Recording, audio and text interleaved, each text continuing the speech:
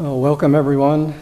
This is the January 9th, 2025 Town of Fishkill Planning Board meeting, and we'll call the meeting to order at 7:02 p.m. And would you all please rise and join me in the Pledge of Allegiance?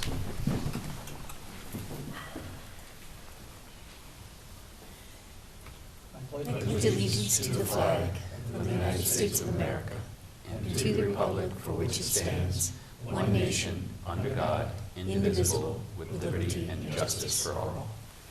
And while we're standing, we all probably know that former President Jimmy Carter passed away last week, and his funeral has been today. So if we could just have a moment of silence in his memory.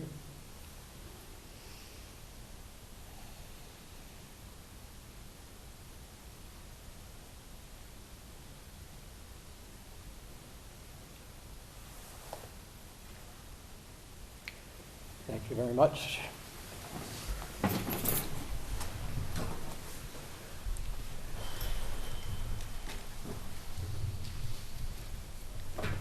All right, so we'll just ask everyone to make sure you speak clearly into the microphone.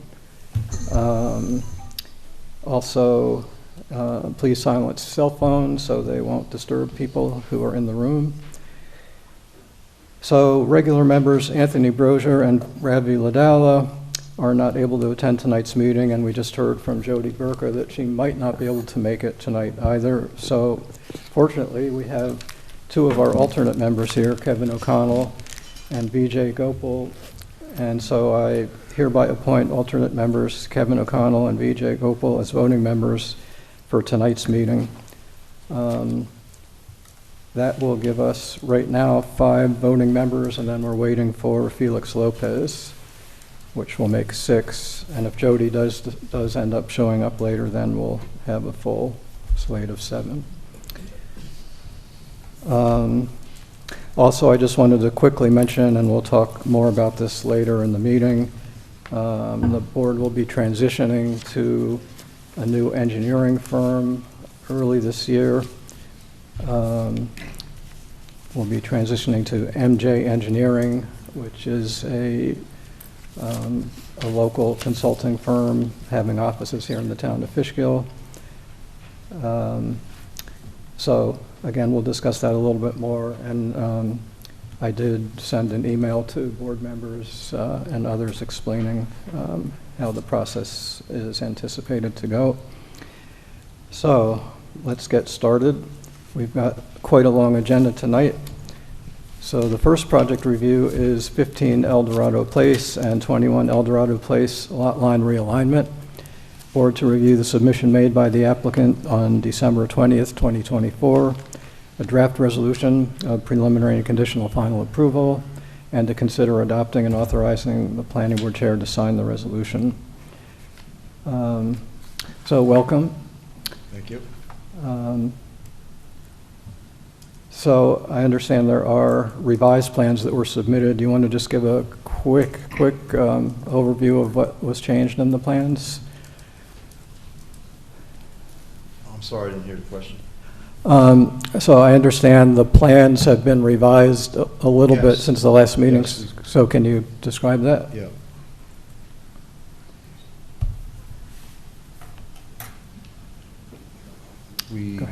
We followed the prescribed requests from the board, and I provided the new maps, I believe. All right. I also have the deed in and deed out for all 3 or 4 of the requests also here tonight. Got the deed out to the neighbor, deed back into me, and deed out the easement. There's a deed out to the easement and a deed into the easement. All right, and just a reminder to the board, this is a pretty simple lot line realignment. John, do you have any comments on what was submitted? No, they addressed all our comments, so nothing to add. Okay. Any comments or questions from board members? All right, well, let's ask Dominic Cordisco to summarize the draft resolution of approval then. Yes, thank you. You have a draft that was circulated to you. It should be draft number 3, dated December 31st. This lot line change, lot line realignment, would be granted both preliminary and conditional final approval. The lot line realignment is addressing 0.06 acres, which is being transferred from Lot 2 to Lot 1. There's no new development nor construction is proposed. This is a Type 2 action under seeker, so there's been no environmental review. The Planning Board exercised its discretion to waive the public hearing on November 14th, and the materials have been reviewed and have been satisfactory as far as the board is concerned and the board's consultants. The conditions are the standard conditions associated with this, as Mr. Bell had mentioned as well, including submitting the proposed deeds with the meets and bounds as well as further review. We understand that you have those tonight, but you can make that submission actually to Debbie, and then it'll be distributed to the board's engineer and myself for final review, as well as sign off on all of the conditions. Other than that, it's fairly straightforward and has all the standard conditions. Thank you. Any questions from board members? Nope.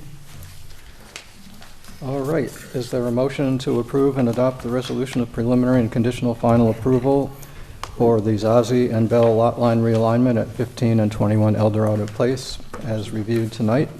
So moved. And to authorize the chair to sign it, of course. All right. That was moved by Fred and seconded by Second. Bob. It was moved. Yes, sir. Any further discussion? All in favor, please say aye. Aye. Aye. Any opposed? Any abstentions? That passes. And Felix Lopez just came in and so did not vote on this, so that passed 5-0. But from here on in, we should have 6 voting members participating. Welcome, Felix.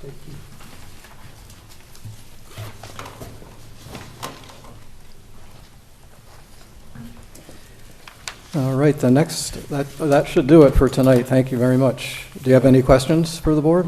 Nope, thank you for consideration, your help, appreciate it. Okay. Happy New Year. I'll need to know.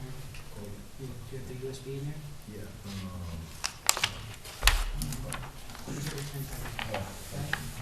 All set? Sorry, Ken, I'm sorry. All right, no problem.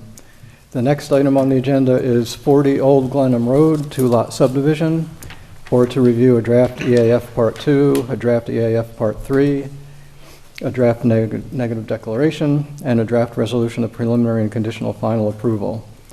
The board will consider adopting the EAF Part 2 and 3, the negative declaration, and the resolution of preliminary and conditional final approval, and authorizing the planning board chair to sign the documents. All right. Well, welcome, Mr. Glad. Good to see you again. Good to see you as well. I think we're going to go right to the draft seeker documents, if that's all right, unless you Perfect. have anything you want to add at this point. I do not. All right. So, John, would you like to review the EAFs for us? Sure. As well as the draft neg deck? Yep, starting with the draft Part 2 EAF dated January 7th, 2025. If you have looked through it, you'll notice we did identify a few items, but also noted them as, all of them as small impacts, but we'll go through it quickly. Impact on land, we checked yes. Item F, the proposed action may result in increased erosion, whether from physical disturbance or vegetation removal. Again, because of their plan, that is mitigated, so we identified that as a small impact. Impact on geological features, no. Impacts on surface water, we checked yes, and again, a small impact. Item K, the proposed action may require the construction of new or expansion of existing wastewater treatment facilities. They are proposing a new septic, but it has to be reviewed and approved by the health department, so it's mitigated. Impact on groundwater, we checked yes and had 2 items noted as small impacts. The proposed action may require new water supply wells or create additional demand on supplies from existing wells. And also C, the proposed action may allow or result in residential uses in areas without water or sewer services. There is water in the area, plenty of capacity, and again, one new septic system. So, number 5, I think I missed on this one. I don't believe that should be checked yes. I believe it should be checked no. There is no flooding that I'm aware of in this area. So if you all agree, we'll change that. All right, so all of the checks in the no or small impact boxes will go away. Go away. And the no will be checked yes up above.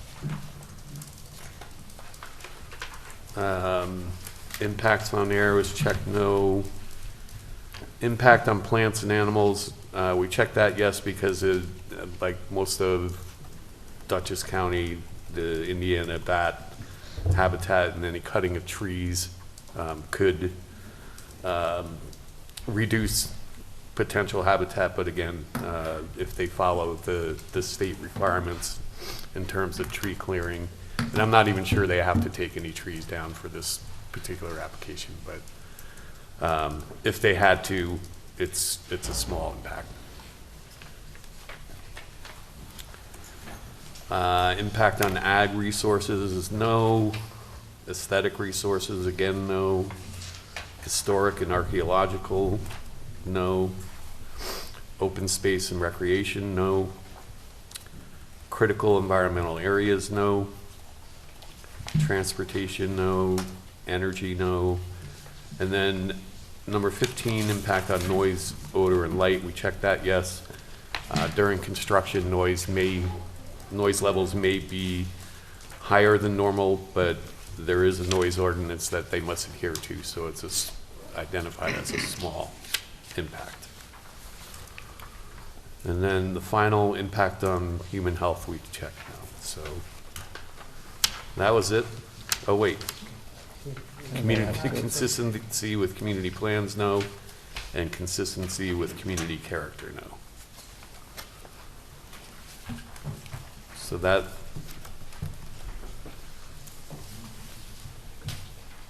is everything in the part 2, and then the part 3 identifies that the board has considered the full EAF parts 1, 2, and 3, and found that no significant adverse impacts on the environment, and therefore an environmental impact statement need not be prepared. So if you agree with that, we can go to the neg deck. Yeah, why don't you go through the neg deck real quickly?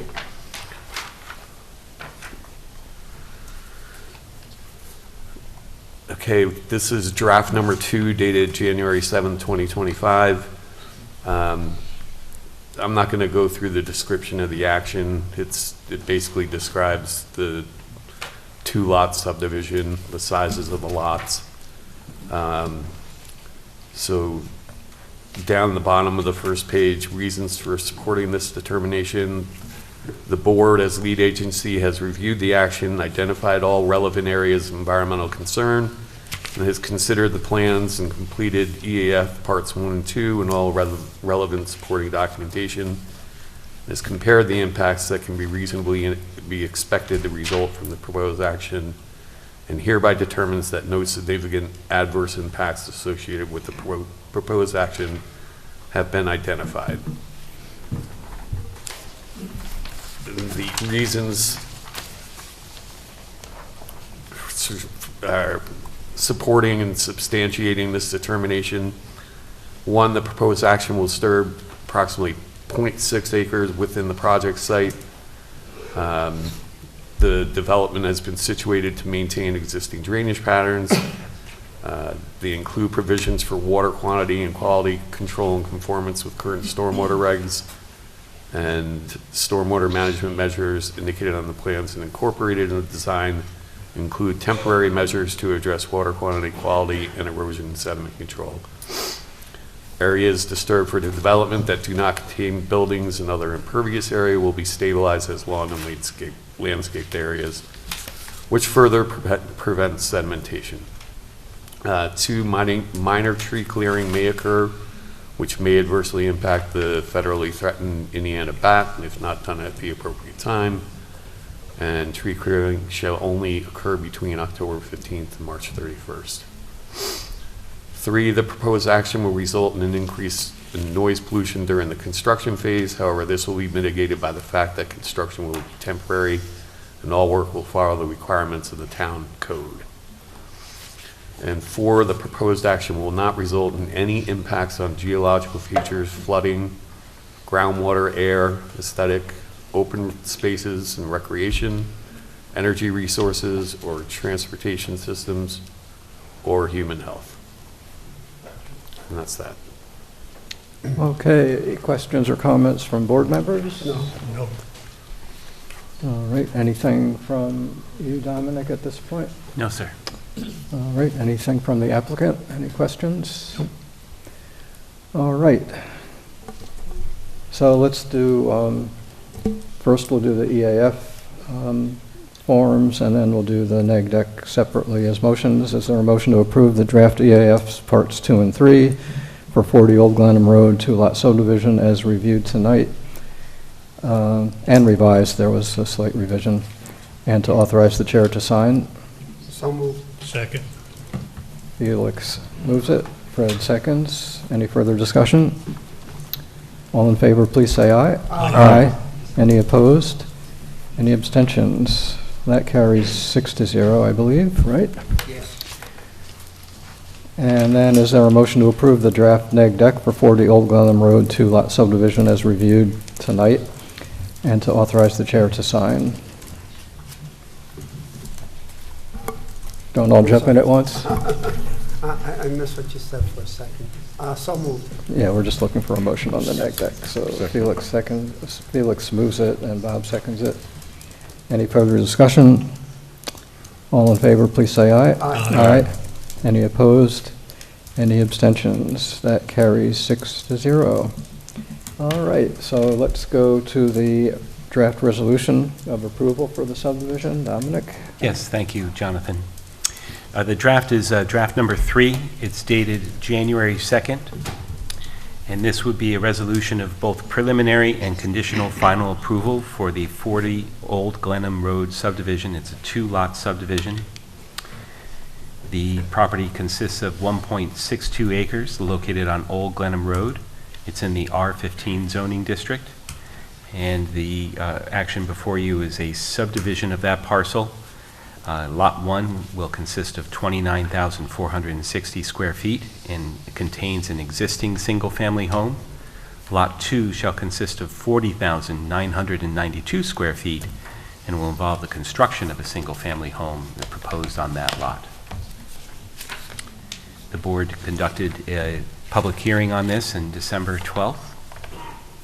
You also waived, or would be waiving, rather, the final public hearing because there's an opportunity to have a final public hearing on a subdivision plat. So we put that in the resolution. The board just completed the seeker review for this project. And then the conditions are fairly straightforward and consist of all the standard conditions that typically apply for a fairly minor subdivision. Including payment of inspection fees as well as a recreation fee, because the new lot that would be created will result in a new home and thus entitling the town to the payment of a recreation fee for that particular lot. And that's it. So, John Bodendorf, I believe that you've confirmed the inspection fee amount at $1,000, Yes. which is in the resolution? Okay. That was actually one thing I had a request about. Okay, go ahead. Sure. So our engineer, because for this, we just have that one connection to the town's water main, thought that maybe the inspection fee, or the inspection of that part of the project would be around 2 to 3 hours of work for the engineer. So we were looking for a reduced inspection fee of maybe more around like $500, just because of the minimal inspection required. Do you want to address that, John? It's not based on the improvements being made, it's based on the number of lots. Okay.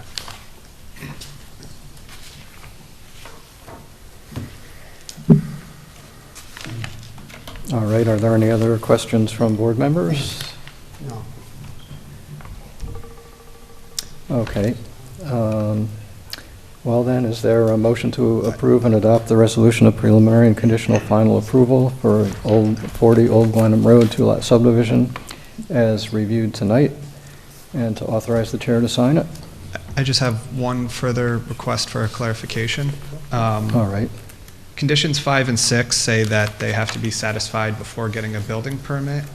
But then in the last paragraph on page 3 of 5, it says upon satisfactory completion of conditions numbers 1 through 10 above, we can submit the plat for signature. So I was just hoping it could be noted in there that we don't need to satisfy condition 5 or 6 to have the plat signed. It's just on building permit. Those will be noted as continuing ongoing obligations. Okay, I just wanted to make sure we didn't, when we went to submit, there weren't any issues.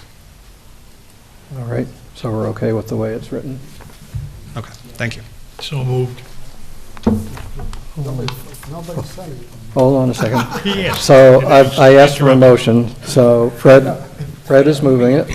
Thank you, Fred. Second. Kevin seconds it. Any further discussion? All in favor, please say aye. Aye. Any opposed? Any abstentions? So that carries unanimously, 6-0. Okay. Thank you very All much. right. Thank you. Thanks for coming. And before we go on to the next item, I just wanted to thank John Bodendorf for all of your service to the planning board for the last several years. I guess it's been probably 3 or 4 years that you've been doing it with us, maybe. Yeah, I think that's correct, because I'm coming up on my 4-year anniversary, so. Yeah. So thanks. And again, we will be transitioning to a new engineering firm, but for a while continuing with part of CPL's staff, including Liz Axelson, who is with us tonight. But again, best wishes, good luck for everything in the future, John. No, thank you. I enjoyed my time working with this board. And we enjoyed having you here. Do I get to leave now? No, I unfortunately. was wondering why I was doing it so early. No. Unfortunately, I just wanted to make sure I got that in, and we will relish John's further participation in tonight's meeting, because we have a lot of stuff on the agenda and a lot of input from John. So thanks for that. All right. Just give me a second here to clear this away.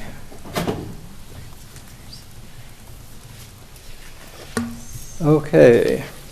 So the next item on the agenda is Johnson Trails 5-lot subdivision. Board to review the submission made by the applicant's representative on December 23, 2024, and to consider authorizing the preparation of a draft resolution of conditional final subdivision approval for the board's consideration at the February 13th, 2025 Planning Board meeting. Welcome, Mr. Gillespie. Good evening, Chair and members. So if you could just fill us in, I know there's been a little bit of work and revision done on the subdivision plat, and if you could just fill us in on that, as well as the status of some of the conditions that were part of the preliminary approval. Yeah, so we actually received preliminary some time ago. We've been back for, I believe, 2 extensions, largely health department related, drilling wells and testing and things such as that. So we're pretty well along with finalizing all those comments and so forth that they had. It seemed like the right time to come back and look for moving forward on final approval. Everything effectively is the same in terms of layout and house location and lots and so forth. There is one change For the purposes of the runoff from the road, we had originally on preliminary showed a pond behind the residence on lot number 1, which is the lot all the way up to the left. Based upon elevations and so forth, we have modified that proposal to provide for what they call an infiltration bed right off the road. So you'll see on this picture here, this planchette here, that there's no pond and there's an infiltration bed. With that, we had a sit-down with the highway superintendent because we wanted to make sure that he would be okay with this. The understanding is that they're going to be maintaining the drainage facilities out here. So he was, along with Mr. Schofield Jr., was at the meeting, very familiar with the area. Most of the drainage in that area infiltrates into the ground. So they thought that it was a good way to move, and effectively that's what you see on the plans in front of you. Otherwise, it's the same plan that you have seen. We've moved forward with preparing all of the legal documents relative to the right-of-way transfer, in addition to the easements. We have, other than that new easement that would be constrained by that infiltration bed, we have those all prepared. So what we were looking for tonight, and I do have a copy of John's January 7th letter. What we have to do between now and that meeting, we'll incorporate that work into our SWIP with regards to the infiltration bed, so we have that all cleaned up. But we were hoping that we could move forward at this point relative to seeking final approval at the next meeting if the board felt so obliged. All right. We'll get to CPL's memo in a second, but meanwhile, any questions or comments from board members? No. Nothing yet? Okay. All right. So, John, would you summarize CPL's memo of January 7th, please? Sure. Under our general comments, we discussed the maintenance agreements and that are required and that are apparently being worked on. Those will have to be reviewed and approved by the engineer and the attorney. For the plans, Mr. Gillespie did a good job describing what they changed.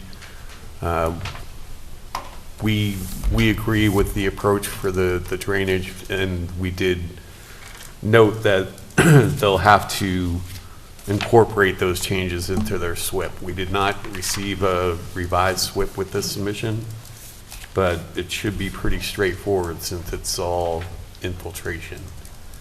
And other than that, it's just adding some pipe sizes and inverts to the plans, and all the other comments that we had previously were taken care of. Okay.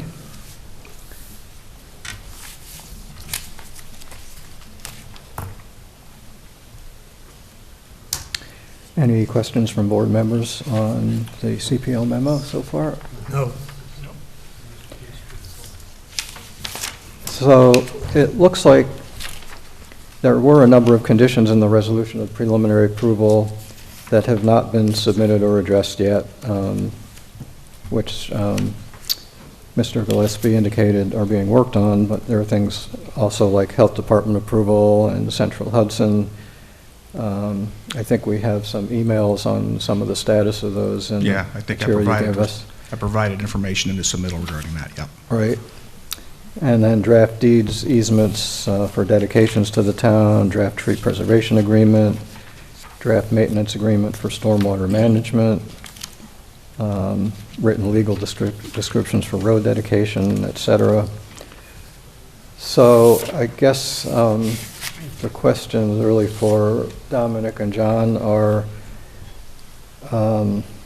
would it be premature for the board to authorize preparation of a draft resolution for the February meeting? Because there are so many things that were in the preliminary resolution that are still hanging over, or can those things be carried over and addressed in the resolution of final approval? Yeah, You know, this is, if I may, similar to, you know, the resolutions that the board already adopted this evening, even though one of them was for a lot line realignment and the other was for a two-lot subdivision. For instance, the two-lot subdivision doesn't require necessarily deeds that have to be prepared, but the lot line realignment does, and those were conditions of final approval. The purpose of, at least in my mind, of putting these items in the preliminary approval resolution was to flag to the applicant that these were conditions that were going to ultimately have to be satisfied. And so it gives them the opportunity to understand what the obligations are, and gives them time to at least work on them so that they don't come as a surprise at the final approval level. Right. You know, so at this point, you know, if the board, you know, if the circumstances have been different and the board had been granting both preliminary and conditional final approval for this resolution, or for this project rather, these would be conditions that it would have been included there.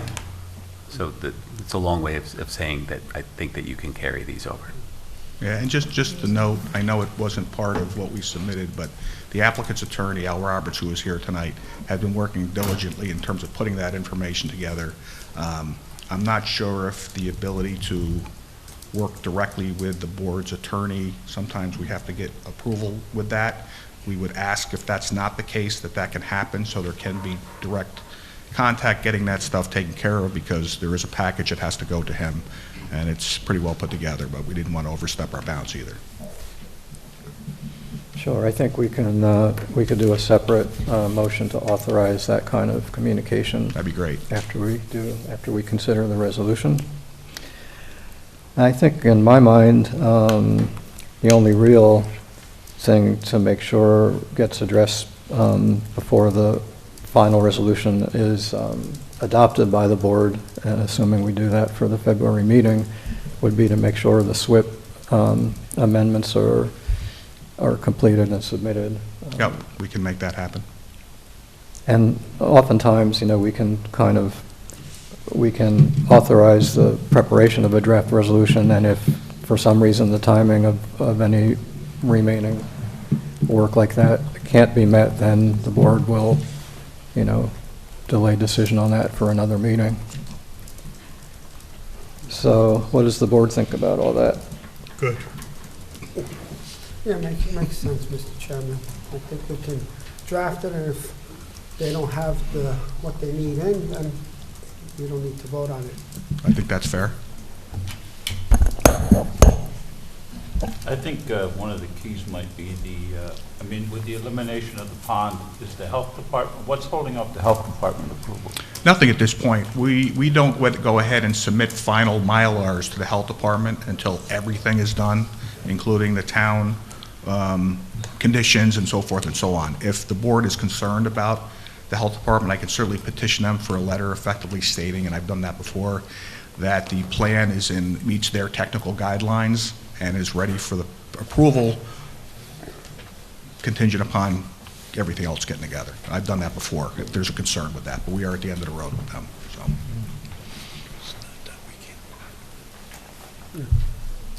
All right then, so would someone like to make a motion to authorize Dominic Cordisco to prepare a draft resolution of conditional final subdivision approval for the Johnson Trails 5-lot subdivision for the board's consideration at the February 13, 2025 meeting? So moved. Felix moves that. Is there a second? Second. Bob seconds it. Any further discussion? Can I just add one thing? Yes. Since that's going to happen, one other thing that we didn't note in our current memo, but they will need to provide a bond estimate for the road, because we'll need that for those amounts for the resolution, so.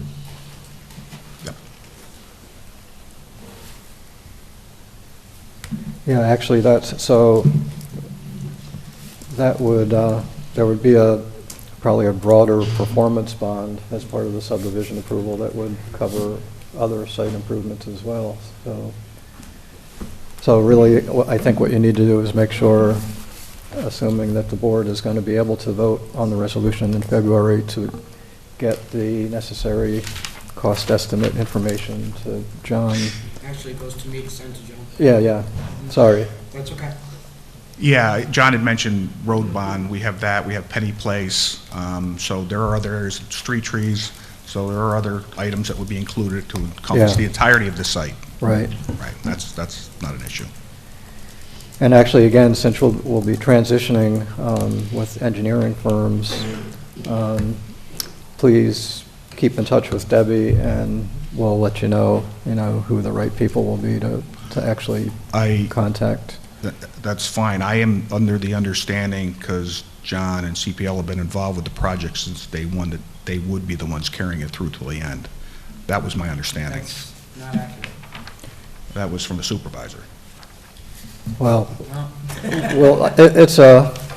it's an ongoing Okay. question, so. Yeah. We don't want to start over. As long as you get it Yeah. to me, Mike, we'll get it out. Don't worry about it. No, and if it is a more immediate transition on something like that, it won't be starting all over. It'll be, we'll make sure that the new engineers are brought up to speed very quickly. In fact, Debbie and I are going to be meeting with the new engineering team next week and go over a bunch of this kind of stuff. Okay. All right, so we were in the middle of the motion to authorize the resolution. We have Felix moving it and Bob second. Is there any further discussion? No. All in favor, please say aye. Aye. Aye. Any opposed? Any abstentions? So that carries 6-0.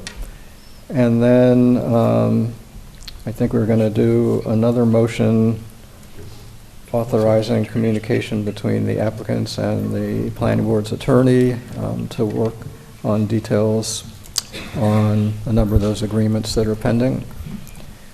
Would someone like to move that? So moved. So moved. Fred moves it. Is there a second? Second. Kevin seconds it. Any further discussion? All in favor, please say aye. Aye. Any opposed? Any abstentions? So that carries 6-0 as well. Okay, great. All Thank you, right. folks. All right, thank you so We'll, much. We'll see you in a month. Okay, Thank you. Happy New Year.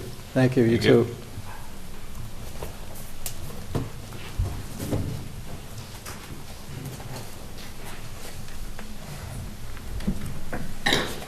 What's next?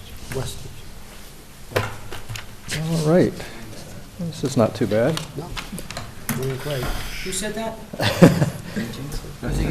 What? No, I didn't say anything. That must have been an echo that was from the last meeting, reverberating through the room. Really early, John. All right, so we are now at 300 Westage Hotel Site Development Plan. Board to review the application and supporting documentation that was accepted and referred at the December 12, 2024 Planning Board meeting. All right, welcome, Mr. Alexander. Good to see you again. Yes, good evening, Chairman, members of the Planning Board. For the record, my name is Neil Alexander. I'm a partner at the law firm of Cuddy and Fader. Here tonight on behalf of the applicant, Bobby Patel is here with me, as is Kyle Ahern from Labella Consultants. As you may recall, we submitted this application in November, and then we were in front of you on December 12th, if I remember correctly, the date of your meeting, for your receipt and referral of that application. And thank you again for letting Kyle give sort of a longer presentation about this 107 room hotel that we're looking to fit within the existing 300 Westage property on the parking spaces. We did receive the county planning memo, favorable county planning memo. I don't get to say that too often. And we also received CPL's memo from John Bodendorf. We've had a chance to look at them. I think tonight is more procedural than substantive, if I'm assessing the situation correctly, and I think it's really about seeker and you know, our agreement that this is an unlisted action, and hopefully you would seek to circulate intent of yourselves being the lead agency of the, obviously there's a coordinated review element here because at least at this time, our conception of the way we submitted the application requires an area variance for the rear yard from the Interstate 84, and then we did also circulate through Chris to SHPO. We don't expect there to be any issues based on our other applications that we've been involved with in this part of Westage, but we did circulate and start that process as well. Thank you for that. Is there anything else that the applicant team would like to fill the board in that we might not have talked about at the last meeting? You're welcome to, but if Yeah, not- I think the only other little thing is, I mean, we saw the comment on the lighting issue from both staff and the county. I think there should be some, if it's okay with you at this time, you know, along with seeker, the ability for us to talk to staff about that, because if you really think about our western boundary of our property really isn't a boundary, because it flows right into the berm for the parking area for the medical office building. So I think getting to 0 on foot candles may be an interesting challenge because of what already exists. And also, given that it's a parking lot that's continuous and flowing. So I think it's something that and some of the other utility comments that we saw in the memo, I think how we solve it may help by us having support and guidance from staff at an early stage.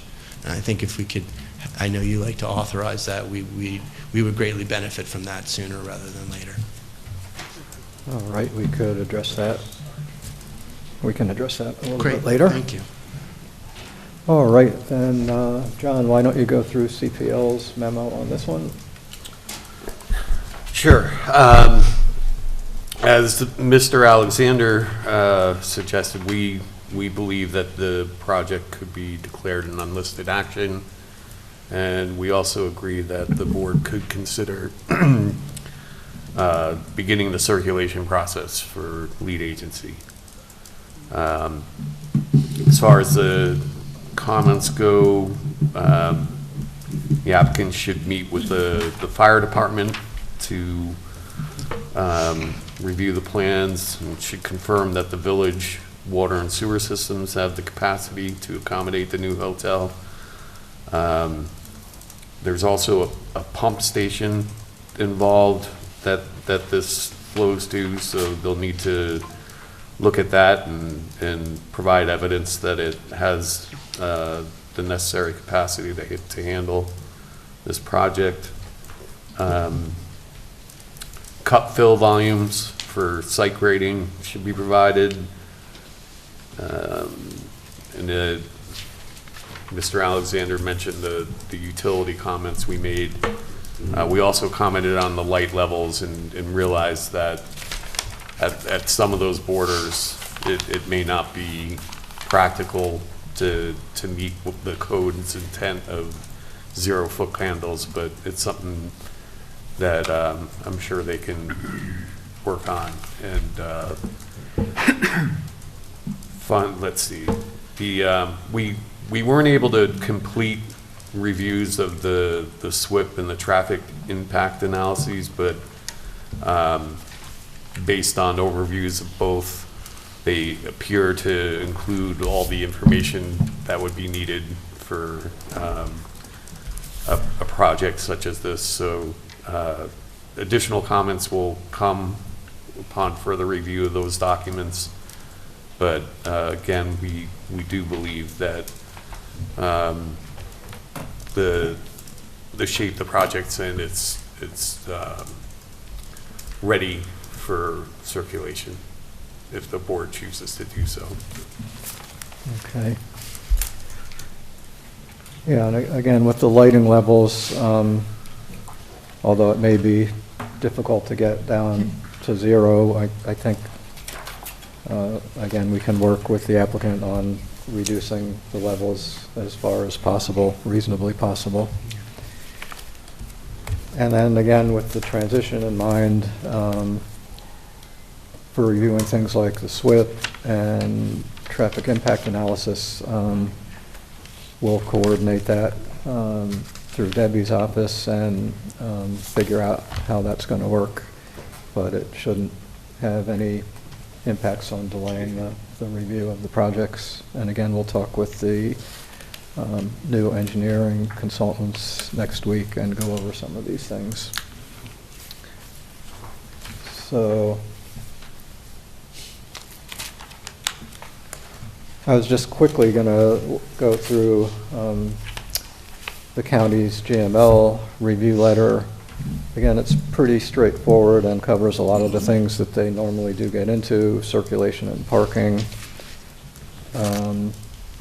They, as the planning board also likes to do, is reduce the amount of parking to the extent possible. And since this is already going to become a shared parking environment, shared parking between the new hotel and the existing office, Yes.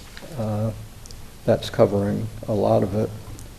And the county seems to feel that there will be more than enough parking even with that shared agreement. They talk about adding bicycle parking facilities, which is always a good thing to do. They're encouraging sidewalk connections in the development, which already has sidewalks. Of course, signage details will need to be provided, Yes. as always. And they talk a little bit about landscaping. So, but overall, as you say, it was a fairly positive letter from the county. Any questions from planning board members? I just had a couple quick comments. And I know in John's letter, he mentioned part of this. I was just trying to, when I looked at the fire truck movement, I just, Yeah. I wanted to make sure that, it looks like obviously they can go around all the way 360. But what he was saying, they probably need a big a ladder truck in case. So I wanted to make sure that that analysis that was given was, for that type of truck. Yes, so the fire truck is for the aerial truck. So as this building is over 30 feet in height, aerial access is required, so we did use that truck, which is the same truck we used for the self-storage project. But when we talk to the fire department, we'll make sure there's been no changes to their equipment and that they still have the same, same dimensions for the truck. A couple other things. I mean, I'll wait for our engineer to give us more on the traffic, because looking through that, it's a lot. So I'll wait for that. But just looking at the facade, how it looks, is there any way to make it less boxy looking? I mean, Do you happen to have the elevations on the screen? So we do have the elevations. We can certainly give that feedback to the architect, see if there's options. To the one in Middletown? Here we go. Same thing? Yeah, it's a brand standard. Yeah, I saw it already, that's why.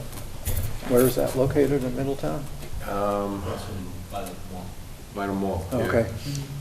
It's a different configuration than the new one in Poughkeepsie, but it is similar in terms of colors and massing.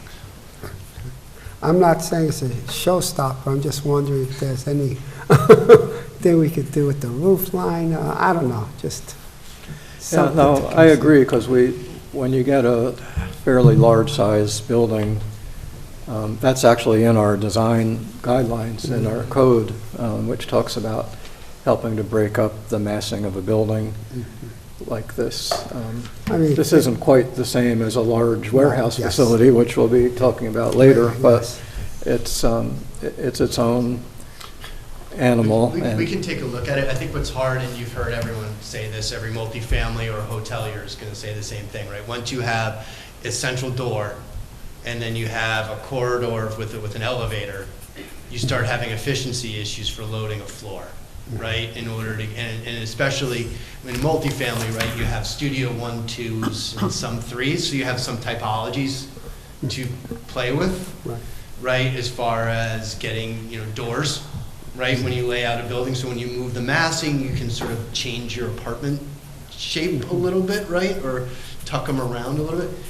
With hotels, you don't have as, and especially a hotel like this, it's kind of the same widget, room by room by Yes. room by room. I was So it's a looking at the little rooms, harder, yeah. but your comment as far as roof line Yeah. or something to create maybe a different cladding material Yeah. to create a little bit of light response or something like that, we can take a look at that. But I think with regard to the footprint, I think No, I you're a was- lot more stuck with a hotel than even with multifamily, and both of them are pretty tough. I wasn't really worried about the footprint. I looked at it, I looked at the way the rooms are and everything.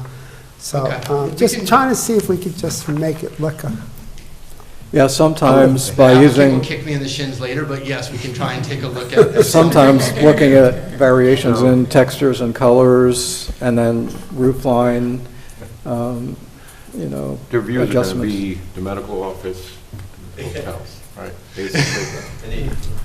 An 84, yeah, that's, yes, true. Although, It's when kind you think of- about it, Well, the way the building is, because I seen the one in Middletown, it kind of, hate to say it, but kind of goes with the lot, because it's kind of a narrow lot, so it's because either, so the hotel's either going to be this way or this way. Right. You know, but also landscaping can help a lot with this kind of a Yeah. building, and especially when you take a look at what they did with the 300 Westage office building next door. They did quite a bit of interesting landscaping there, and so there might be some opportunities with things like that as well. Yeah, and I think the county planning letter did refer to the landscaping, Yeah. that they, you know, they think they appreciate the landscaping that was provided. Yes. The one thing we do have to do with that comment is just do a takeoff, so that will be provided. And just while we're talking landscaping, you know, we provide landscaping on all four sides, foundation landscaping. We provide adjacent to the patios. We provide in all the landscaped islands. And one thing that we really, you know, focused on is the existing landscaped island around the pump station has several mature trees that we, you know, we were keeping, preserving, so that as you come into the site, you still have those large trees framing the building there. Good.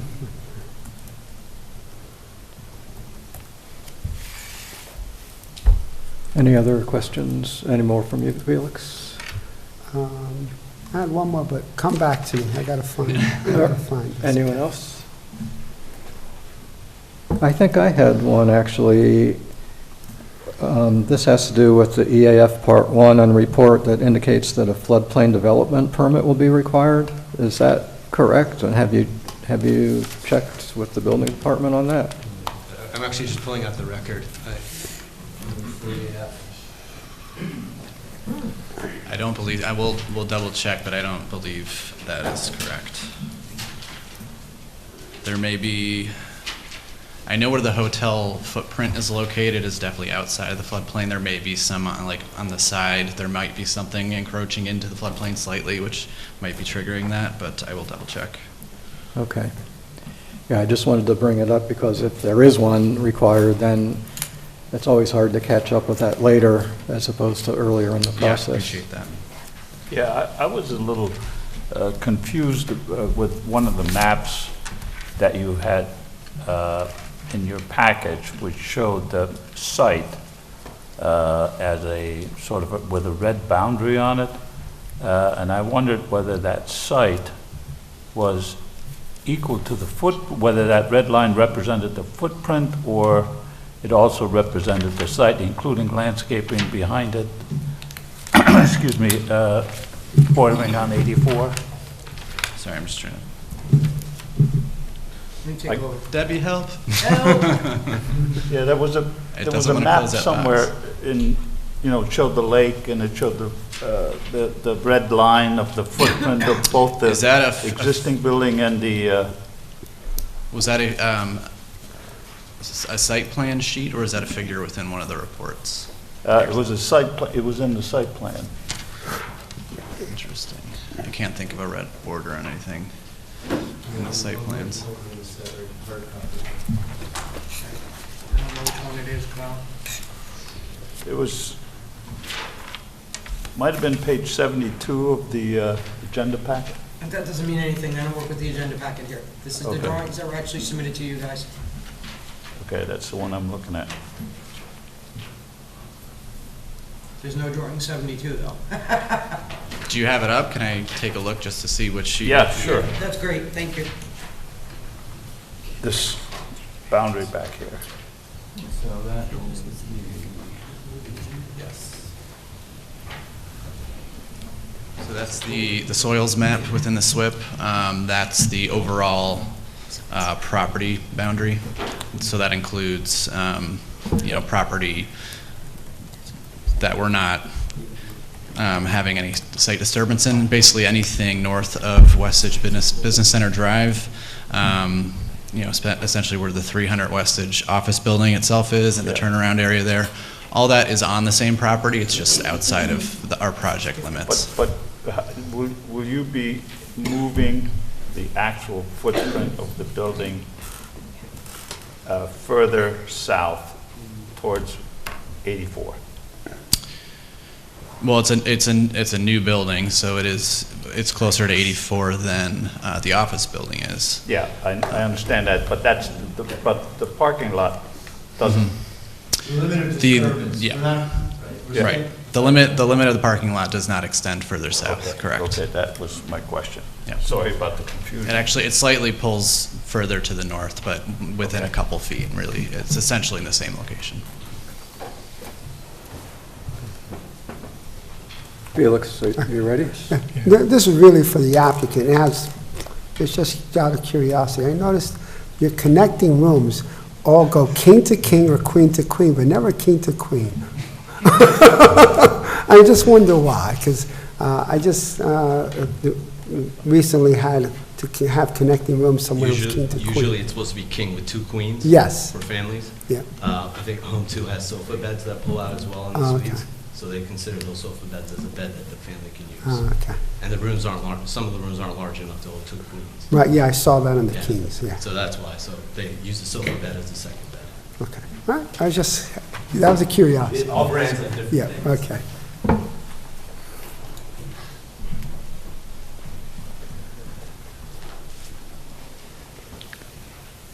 I was just going to mention, remind board members that we'll be also looking at waivers for required parking and loading spaces as the process goes on. And the project also will require an area variance for the rear yard setback. So we'll be coordinating with the Zoning Board of Appeals on that. Also, with the parking arrangements and the shared parking in particular, it's possible that a shared parking agreement of some sort might be necessary later on. We can talk about that, later in the process as a legal agreement. But I just want to make sure we didn't skip through that. Oh, and this is a question regarding construction of the parking on the parking area. How will disruptions to the existing parking lots be minimized during construction of the proposed hotel? And also on how that affects existing parking areas that are going to need to be continued parking for the other facilities in that area? So we had on the erosion sediment control plan, there is sequencing notes. So the overview, the summary of the parking construction is essentially the improvements within the first two drive aisles, so the first 4 rows of parking will need to be constructed first, and the remainder of the parking lot will have to be open and usable by the tenant at that point. And then once that construction is completed between those 2 rows and the existing row we're not doing anything to, they will have enough parking. The office, as a standalone, the office will have enough parking at that point to support its tenants, and then at that point the construction will begin on the main hotel pad. And the number we used for that was the number calculated within the parking study. So you're going to keep all your construction contained to where the construction site is, the workers, parking, dumpsters, everything over there? Right, yeah. Okay. Essentially, we're doing their part first, and then we get to do our part. So we're at the bottom of the crossing hill. Good. Any other questions from board members at this point? All right, so we heard about CPL's recommendation that this appears to be an unlisted action under seeker. Dominic, do you concur with that? I do. And do you think it would be appropriate at this point for the planning board to move ahead with declaring intent to be lead agency along with that? Yes, sir. All right, John, you agree with that? I do. All right, what does the board think? Shall we go to a motion? Yes, please. All right. So this would be a motion to classify the proposed 300 Westage Hotel site development plan as an unlisted action pursuant to seeker, and to circulate a notice of intent to involve and interested agencies for the planning board to serve as lead agency to conduct a coordinated environmental review. Would someone like to move that? So moved. Felix moves it. Is there a second? Second. Bob seconds it. Any further discussion? All in favor, please say aye. Aye. Aye. Any opposed? Any abstentions? That carries. And then we talked about the possibility of a motion to authorize your people to talk to our people, basically. Yeah, make it simple. Would someone like to move that? So moved. Second. All right, Fred moves it. Felix seconds it. Any further discussion? All in favor, please say aye. Aye. Aye. Any opposed? Any abstentions? That carries 6-0 also. All right. Anything else for tonight? No, thank you very much. Happy New Year. Happy New Year to you too. Thanks.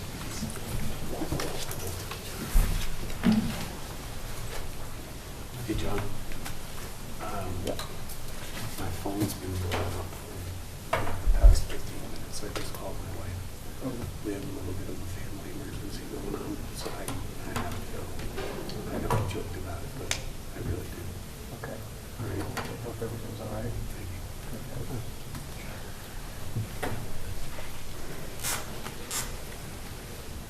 Okay, give me 1 second here.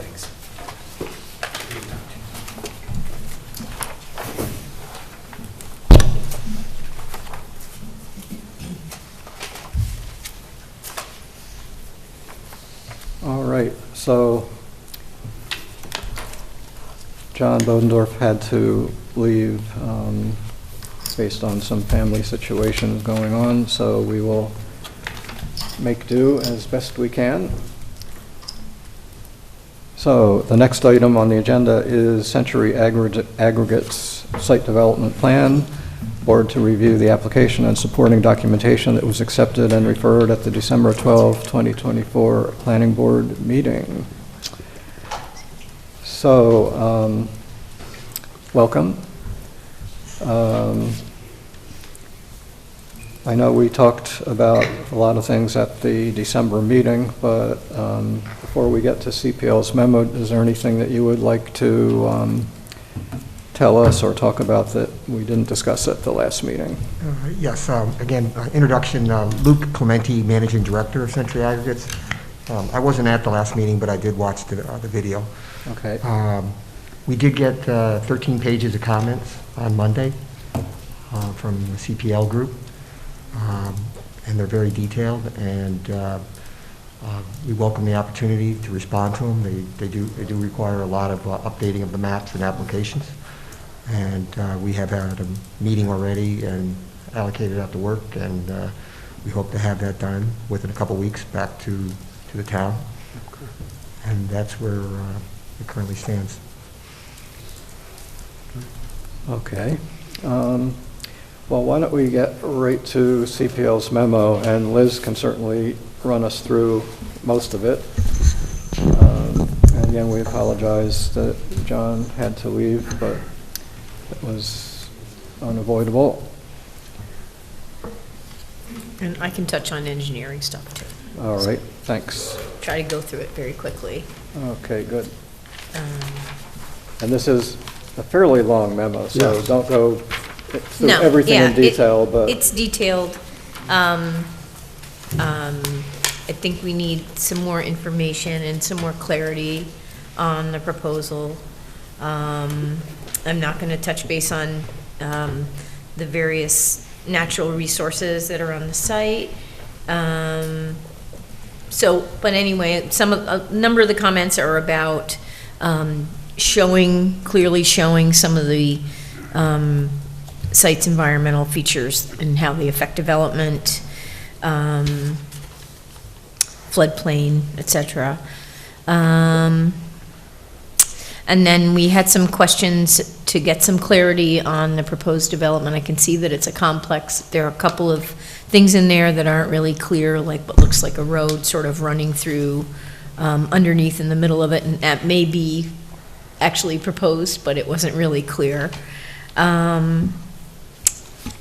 me just skip over some of these things.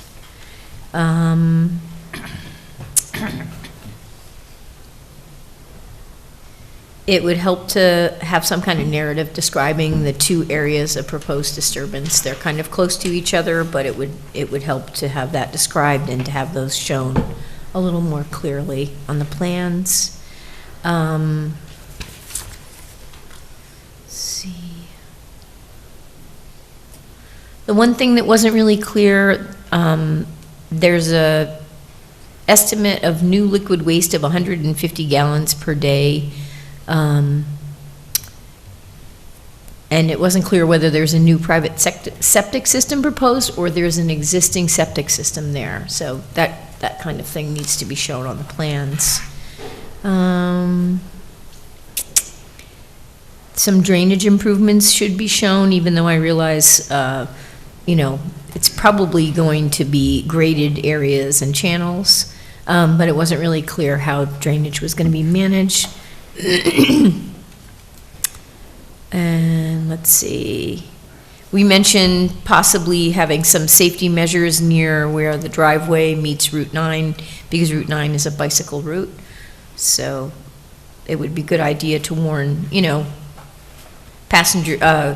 drivers leaving the site and bikers coming near the driveway.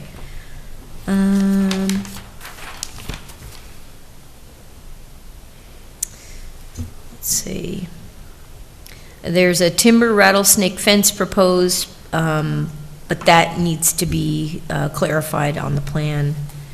And then this is the typical requirement. It does show up as a potential archaeological site, and so your professional should know how to make a submittal to, it's New York State Office of Parks, Recreation, and Historic Preservation. They make a submittal online via the Cultural Resource Information System, answer any questions that they have, submit more materials, and then ultimately provide a submittal that includes their response on that. And it helps also for the board, they should have a record of whatever materials are submitted to the New York State Preservation Office. And let's see. Liz, when you go through these ones you're hitting, can you tell us the numbers or the page numbers? Oh, I'm sorry. I think we're on 36, right? Sorry. Okay, I will. All of those comments that I was just talking about were full environmental assessment form comments, and they are on pages 1 through 6. And in the middle of those, when I'm making an environmental assessment form comment, I also try to say something about plan elements that may be needed. So now I'm on the bottom of page 7, and that's the beginning of the site plan comments. And so comment number 39A talks about clearly showing the proposed location, project site limits, dimensions, and areas of buildings and structures, because things were not quantified. And it looks like this is a site redevelopment. And now I'm going on to page 8, and I just want to touch on a few more comments here. There are 11 parking spaces which are labeled as parking spaces, but the dimensions look like they're truck spaces, which makes sense given the proposed facility. So that needs to be clarified. So I have a couple of parking comments because I imagine you have employees or contractors stopping in, and so you also need car parking, and that was shown on another plan sheet. So I'm on page 8, and those are comments 45 through 46, and also 49. So the idea is try to straighten out, show the dimensions of how many truck spaces you're proposing and how many car spaces you're proposing for the development and their dimensions. These are all typical site plan requirements. And then also at the bottom of page 8, the plans need to have any existing or proposed water supply and sewage disposal facilities shown. Those were not shown on there. And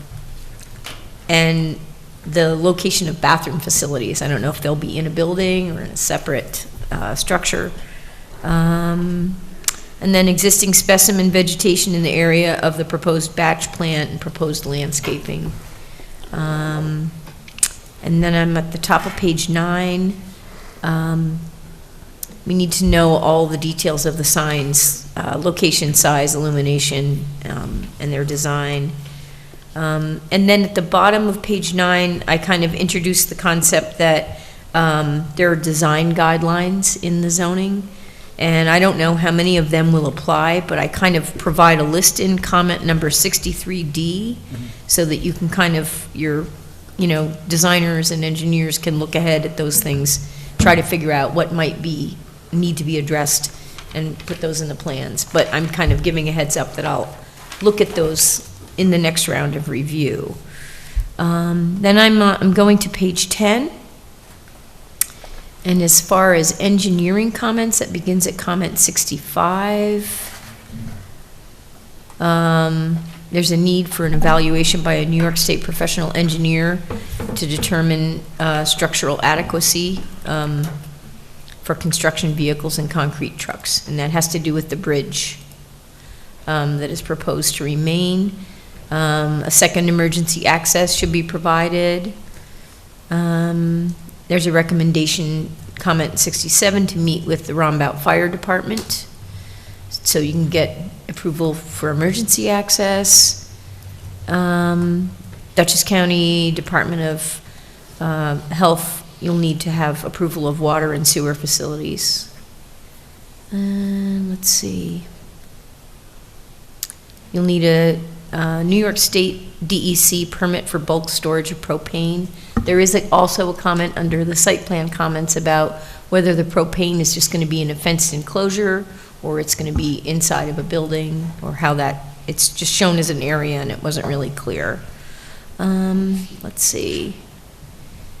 The engineers are also looking for grading for the parking area, comment number 71. Drainage discharge points in comment number 73, and there's some other drainage and grading comments after that. And then you'll need a stabilized construction entrance. Stormwater management, we didn't have a whole lot to say.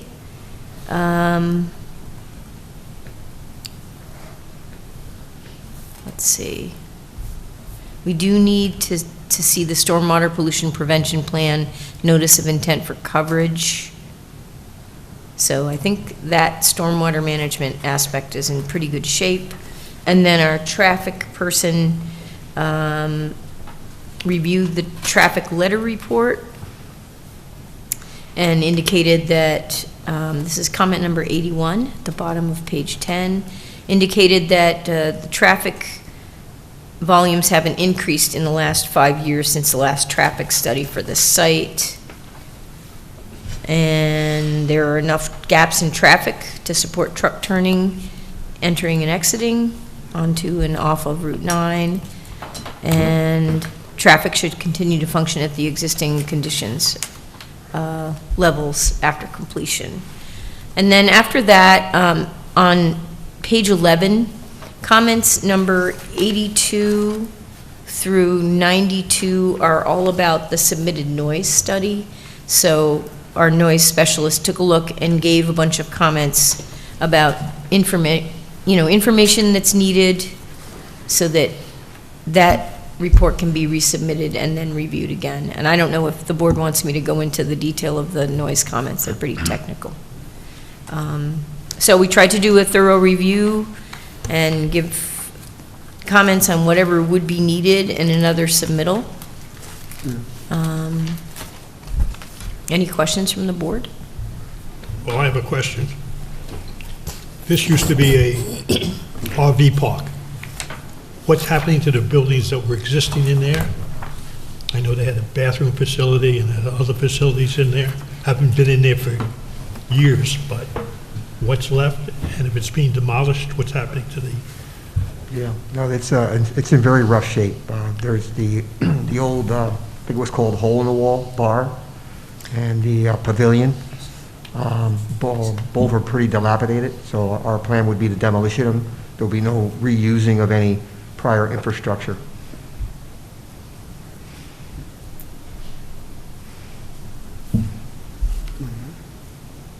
So none of that material that'll be demolished really would be very reusable for much of anything? Yeah, I mean, there's literally trees growing up between it. Its roof has been compromised. It's really a hazard at this point. What is the zoning in that area? In the proposed area, it's planned industrial. Where the project is proposed is planned industrial. It's planned industrial, and actually, that's one of the questions that I have, is there is a zoning map as an area map on one of the plan sheets, and it didn't indicate this is where the site is. Well, And I had a little trouble there are different orientations for different plan sheets, so I had a little trouble pinpointing exactly where on the zoning map it falls, but my understanding, I believe there's a zoning determination that it's in the planned industrial district. Yeah, I spent quite a bit of time going through your analysis, and as usual, it's excellent. But then I took a step back and reflected on what it is that we were doing in that area.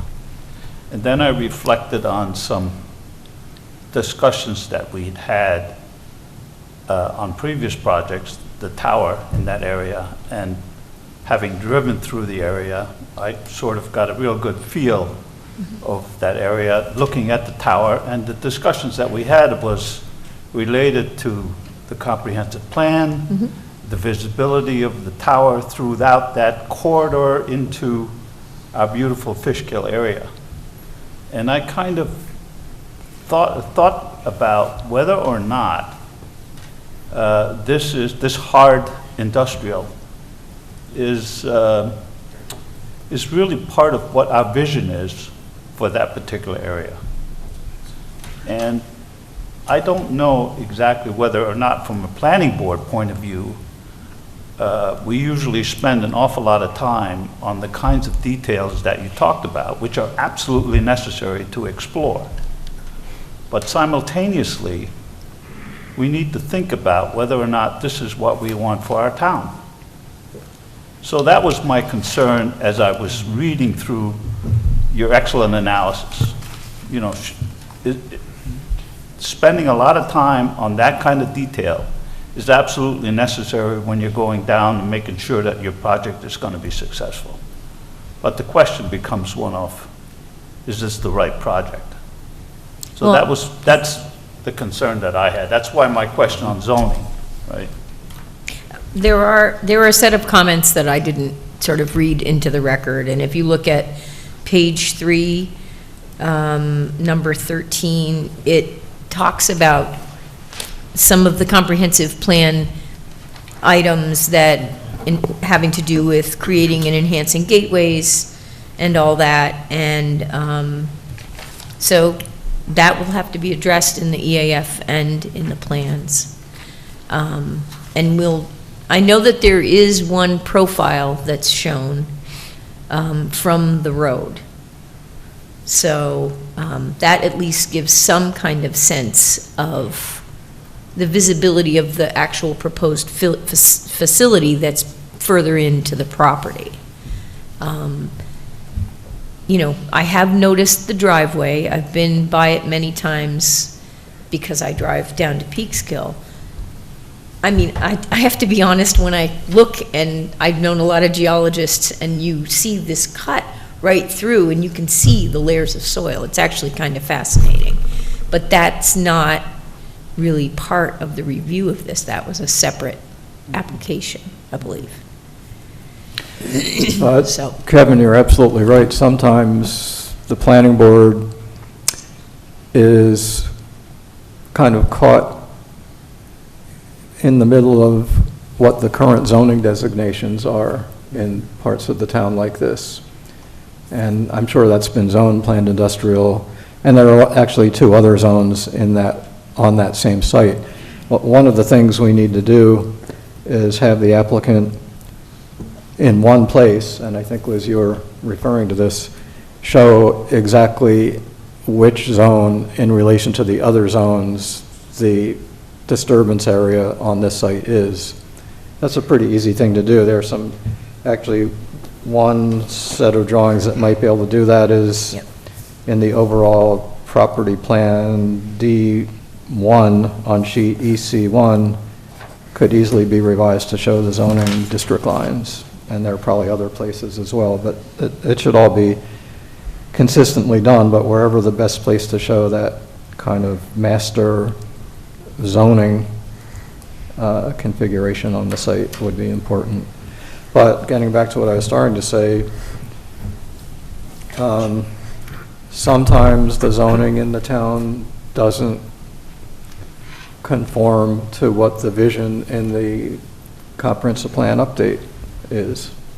And this might be one of those areas.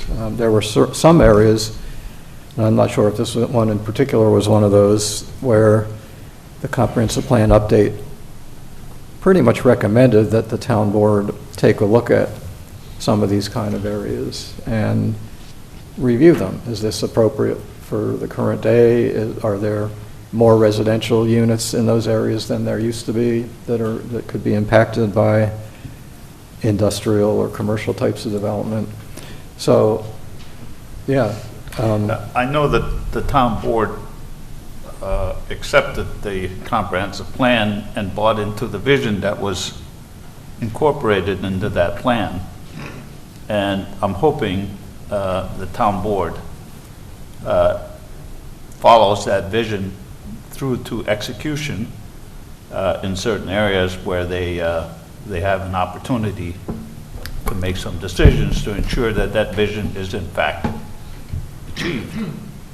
there is, part of the plan is an implementation plan. It actually has kind of a schedule in the last several pages. I think it's actually 10 pages long, and it outlines the different visions and objectives and how they could be implemented, actually taken action on. Sorry, I didn't mean to interrupt. No, it's okay. I mean, on this point, in terms of the legal advice that I would provide to the board as a whole, if I may, is that, a comprehensive plan, is a vision of the community. And it has been, fully vetted and prepared, and a great deal of time and effort went into that. And it has been formally adopted by the town. But it is a roadmap of potential actions that should be taken, as far as recommendations are concerned. But that said, you also have the zoning that is in place now. And in all fairness to the applicant, and the applicant, is entitled to make an application based on what is in place now, and also is entitled to a review of the application based on what is occurring now as far as the zoning is concerned. Understanding that, that there is this recommendations that the town board may or may not take up as it sees fit for zoning revisions that may or may not occur at that location. The planning board's role in reviewing a particular application is to, in my opinion, is to make sure that you're processing an application that's before you now consistent with what's in place now, which is primarily the zoning. Well, I appreciate that advice, Dominic, but I do believe that one of the responsibilities that we have as a planning board is to represent the community and to speak our minds in this particular form. Yeah, understood, understood. You know, it's just, there is a potential, if I may, you know, for, how do I say this? An applicant has certain entitlements, and the entitlement is for processing their application that's before you based on the standards that are in the code as of today. And so, you know, and the board members, you're not legislative members, which is different than town board members. Town board members are legislative members, and so they make legislation as a body, but they also get to freely express their opinions because they're elected. So they can say whether something is a good idea or something is not a bad idea, you know, or is a bad idea. You know, I think the planning board's role is a little bit different because you're really reviewing applications that are before you, and you're also supposed to, by law, not intended to have, you know, a prejudgment of an application that's before you, especially in light of something that may or may not be occurring in the future. So it's a fine line that you have to walk. I'm not disagreeing with, you know, with your opinion. It's just that, you know, there is also a process that's before you that's laid out in the code that has to be followed.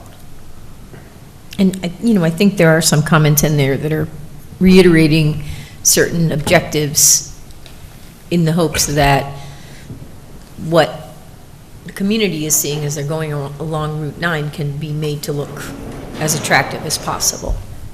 That's one of the goals, is to still keep that, you know, those views as nice as possible. You want to weigh in? All right, I just have a different kind of question. As far as how many people work on your property now? We have 7 employees on site right now. And you're going to have more when? Right, so the 7 employees I'm are... just trying to get an idea. Yeah, so the 7 employees are dedicated to sand and gravel production, and we're looking at approximately 8 employees for the concrete plant. So 10 to 12 people total. Right. Okay. No, 15. 15. 15, I'm sorry. But, you know, as you may recall in the application, you know, we were very sensitive to this, that basically our proposal is, today we sell all our aggregate third party. We don't use it ourselves. That's very unusual for our business. In most of our locations as a mining company, we sell aggregate. Our biggest customer is ourselves. And so that's basically the same thing we're doing here. We'll be decreasing third-party sales, so third-party trucking off the site of aggregate will decrease. But I think there will be a change in the type of trucking from dump trucks and tractor trailers to mixers. But as the traffic report study indicated, not a material change in the amount of trucking coming in and out of the site. Jonathan, the only other thing I wanted to add is sometimes applicant representatives will ask for direct communication about the comments. So I'll just defer to you guys on that. So I wanted to just highlight a few things that I marked down myself, most of which are covered to some degree in CPL's memo. But for instance, at the December meeting, we did talk about the submission of detailed scaled elevation drawings of the facility, so that'll definitely be a requirement. We talked about the zoning district boundaries. One thing I noticed in the proposed parking lot for the concrete facility, it showed a couple of lighting fixtures on the structures, but not really in the parking lot. So I'm wondering if that's something that you think might be necessary, like some kind of parking lot lighting in addition to what was on the buildings. We will address it in the response, and but we're sensitive. I think the sensitivity is that we don't want the site to be illuminated, and you know, it should not be working at night. So there's a certain amount of lights for safety on the plant, but I think we can keep lighting to a minimum. Okay. Let's see. Oh, so the CPL memo does talk about the operating hours, 5 a.m. to 6 p.m. Monday through Friday, and 5 a.m. to 1 p.m. Saturdays would be the typical hours. 5 a.m. is a pretty early starting time in terms of, especially the residential neighborhood that's right across Route 9 at Carroll Lane. So I think that's something that the planning board is going to be concerned with and want to get some more information about, and perhaps see if some of those hours might be able to be adjusted somewhat. And along with that, we already indicated there could be some concerns with noise from trucks entering and exiting right across from Carroll Lane. Of course, we know that that new entrance was authorized by New York State DOT, and it's there and it's going to serve the site, but we have to be careful that the impacts on the residential neighborhood are minimized. Here's one that I don't think was in the CPL memo. The proposed silo is 60 feet in height, and it's a ground-mounted structure as opposed to being on a roof. And I think that needs to be checked out in terms of possibly exceeding the maximum building height of 45 feet in a planned industrial district. So I would suggest that you check with the building inspector on that, and that's something that may require a variance, a height variance. Not sure, but better to check on that early rather than later. Yep, understood.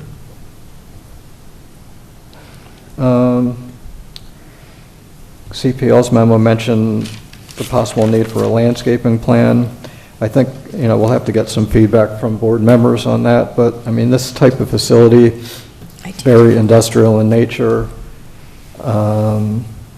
There is quite a bit of natural vegetation and mature trees surrounding the site. So I think the question will be, what is the actual need for an internal landscaping plan versus trying to make the best use of the existing vegetation on the site and making sure that that is, protected and preserved to the extent possible. Yeah, maybe some of the potential noise can be mitigated by some specific landscaping ideas. Mm-hmm. The town code has a specific section that deals with hours of operation and noise, and it's reiterated in comments 27 and 28. Sorry, Jonathan, I just wanted to insert that. Thanks. In the noise impact assessment itself, it's very technical and, very, very good, but it was hard for me to figure out readily by looking at the site map that was in there to identify where the 3 receptors are located, R1 and 2 and 3. Not readily apparent on that map. It's a very sort of blurred, small size map. And there's nothing really in the text that clarifies the exact locations other than it refers to the closest hiking trails on either side of the valley, and it refers to the closest residence to the proposed plant, but it's not clear where that is, so I think that needs to be clarified. And then CPL's memo also suggested that the board think about whether additional receptors in other nearby areas might be looked at as part of this noise analysis as well. So we should think about that. And this is something I had talked about at the December meeting, which I feel pretty strongly about. The applicant and the board should discuss and coordinate with New York State DOT on questions of whether there should be consideration of lowering the speed limit on Route 9 in the vicinity of Carroll Lane. And even thinking about the possible installation of a new traffic signal at this intersection. Both of those could be safety concerns. That part of Route 9, although it was a relocated entrance required by DOT, and it's supposedly, I'll take DOT's word for it, but safer than the former entrance up farther north at that dangerous curve. But nonetheless, New York State DOT has already approved the new site access on Route 9 to the Century Aggregate site. And in my opinion, this was done without any substantive input from the town of Fishkill. So now we should ask DOT to consider lowering the speed limit on this stretch of Route 9 at minimum, and also evaluating the possibility of a new traffic signal at that new intersection that they authorized. If they don't, then, you know, we'll see what happens, but it's, to me, not a safe environment. If you add, if you add to that the New York State bike route in that area where there are a lot of curves and changes in elevation.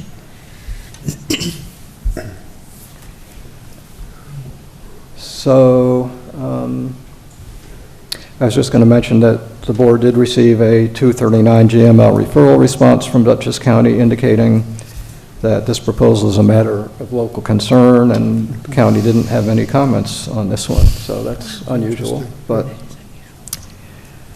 and then we also received a letter just today from a Carroll Lane resident named Natalie Beglin expressing concerns about the proposed cement mixing plant. So I just thought I would mention that. So I'll open it up for other board members' questions or comments. Mr. Chair, I just, a couple of things I wanted to kind of piggyback on what you talked about with the entrance. Now, the question I had, I know the DOT approved that. Was that before this application? Does it change anything now that they're going to be using this for something else? And just something to look at, right? I don't know. Something to So look at, I yeah. think we should ask the DOT to maybe take a look at it again if necessary. Yeah, and I don't know if you, I mean, you were involved with that whole thing when DOT was authorizing that new entrance. Do you have any input into, To my understanding, they are a notified party on this application, and that they're in receipt of the traffic study, and it's my understanding what they do as a matter of course is evaluate whether this is going to have a material impact on traffic, and then make assessments as to whether or not further precautions are required. My understanding is, again, the DOT basically encouraged the relocation of the original site entrance farther north at the dangerous curve down to this location, which is directly opposite, forming basically a T intersection on Route 9 with Carroll Lane. How much state DOT took into consideration the fact that that was a existing residential neighborhood, I don't know, because we didn't have a chance to communicate with them on that. But it's certainly an interesting thing that we should follow up with DOT on. Just for the record, John, so that the board is aware, I'm sure you are aware, this did go to them as a referral. I did not receive a response. Okay. So they are aware of it. Yeah. Good.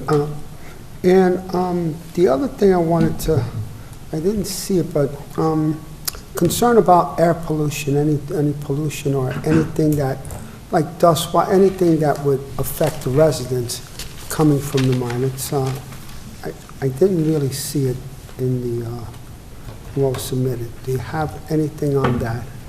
Yep, so, all concrete ready-mix plants do require bag houses. The one would be cement dust. So there are bag houses to collect any, what would be called,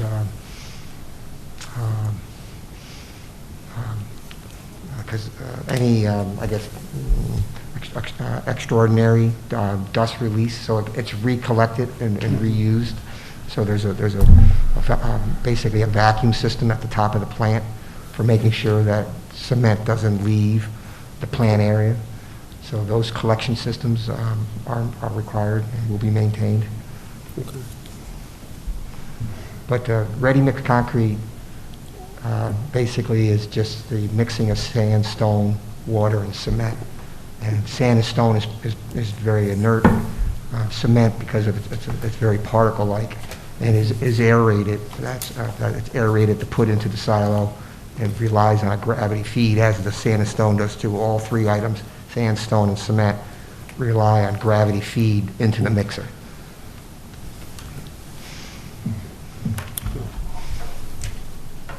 Okay. So there's no combustion or, emissions of that type. It's all a cold mix. What happens to the extra cement that you don't use? It doesn't go out that day? It still just stays there? The cement that's collected in the bag house? Yeah. Yeah, it's reused back into the silo.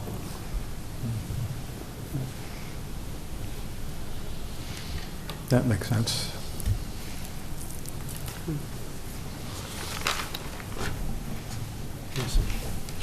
Any other questions from the board? Or Liz or Dominic, any questions or comments? No, sir. The only thing is that I'm not recommending that there's anything to do regarding seeker, because it would be nice to have more information about the application. Sure. Yeah, I was going Yeah. to say that although it appears to be an unlisted action, it looks like things are too incomplete to move ahead with any kind of even classification, or certainly not a notice of intent yet. I agree. And looking ahead, we could circulate it to New York State DOT. I think, as Debbie mentioned, it already has been Right, referred that to she's already sent DOT. it. Already done, that was done back in December. Yeah, not as I a, just looked through to see if I got a response and I did not. not as a lead agency coordination thing, but as Right. a referral to a important agency that's going to be. And you couldn't circulate under seeker, I guess, to them again? Oh, yeah, we would Yeah. again, That's all I'm but suggesting. not now, yeah. Gotta be part of the listing, sure. Down Down Yep. Yep. All right. Anything else for tonight? I think that probably is as far as we can go, and we'll give the applicant team an opportunity to work on addressing CPL's memo, plus all the other things that we talked about tonight, and look forward to seeing you back here. Thank you. Appreciate the opportunity. Okay, thanks for coming.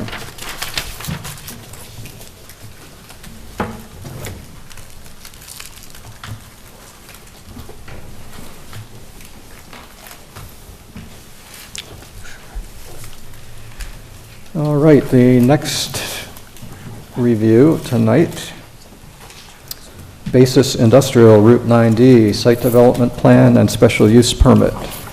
Board to review the submission made by the applicant's representative on December 20, 2024, and to consider authorizing the preparation of a draft resolution of conditional final site development plan and special use permit approval for the board's consideration at the February 13, 2025 Planning Board meeting. Welcome back. Oh, sorry. You did something. That's all right.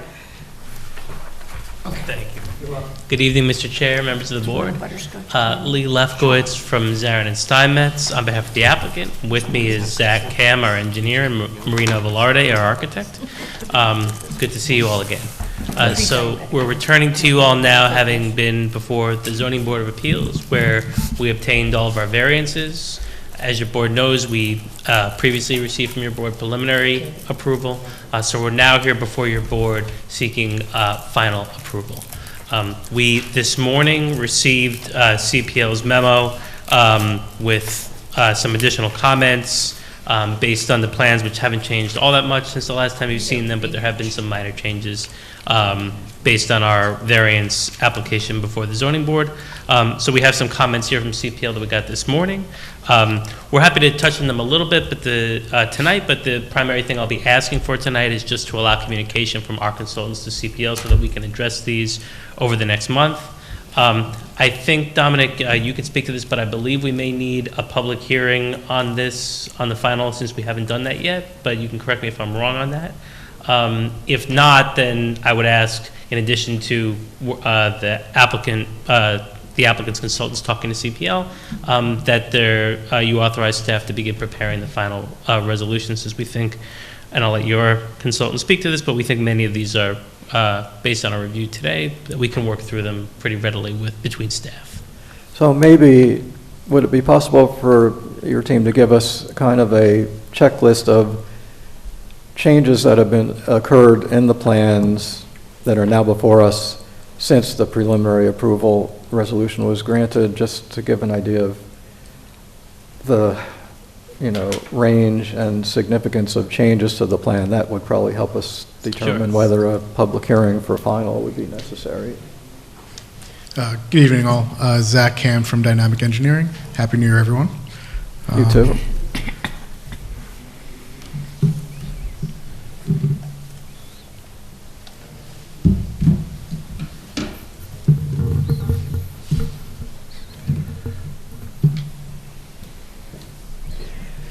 I think we all have a pretty good idea of what the variances were that were granted by the ZBA, although I think CPL's memo kind of outlines that too, so we don't need to cover that right here. And those variances would, of course, have resulted in some modifications to the plans. You have to give it a minute. It seems to be moving mighty slow tonight, Zach. I don't know why. No worries. Sorry about that. Probably because it's mighty cold outside. Is that what it is? I wish that's what it was. Maybe it is. Find out later.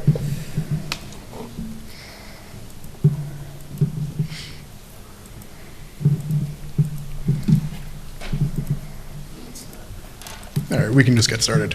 The large changes from preliminary through the zoning board, as you mentioned, Chairman, really the only changes were associated in the general vicinity of the convenience store. We listened to the zoning board's opinion that the ADA accessibility should be examined. On the resubmission before you tonight, we did relocate the ADA stall that used to be over in this area, directly adjacent to the existing convenience store. So it is now as close as it could be to that store. We still maintained the same number of parking spaces that were before the zoning board, so the variance we received is still the same number. One important item that the zoning board had an opinion on was the number of monument signs. We used to have a monument sign adjacent to both driveway locations. We since removed that variance request and now only have one central monument sign, so we did reduce the number of them by one. That is a change. Since preliminary, although the same as the last time we were before you, we did slightly enlarge the radius coming onto Pappas Lane to allow for the fuel tanker, the 12,000 gallon tanker, to be able to safely maneuver. I know CPL's traffic engineer has reviewed that circulation already, but just wanted to be clear as a change from preliminary to today. The only other real changes on site are more fine detail, updating some roof leader locations, some of the sanitary and water utilities. We are engaged in active conversations with the town sewer department, health department, the sewer operator. So all of those conversations are ongoing. As we receive additional information, we adjust little things here and there. But those are really, the large changes. Okay, thanks, that helps. So it sounds to me, and we can get some feedback from other board members, that there haven't been any real significant changes in the plans. Where's the monument going to be stationed? Now, that they have one. Where's the monument going to be for the sign? Now there's only going to be one? I was trying to zoom in on it, but I'm having some technical difficulties. Yeah. It's basically... Can you push the map up? In the middle? Are you doing it or in one of the entrances? Here you go. Oh, there it is. It is right here. It's kind of in the middle of the two driveways. So it's sort of near what we would call the central site access? Yes. Yeah. Is that the sweet spot?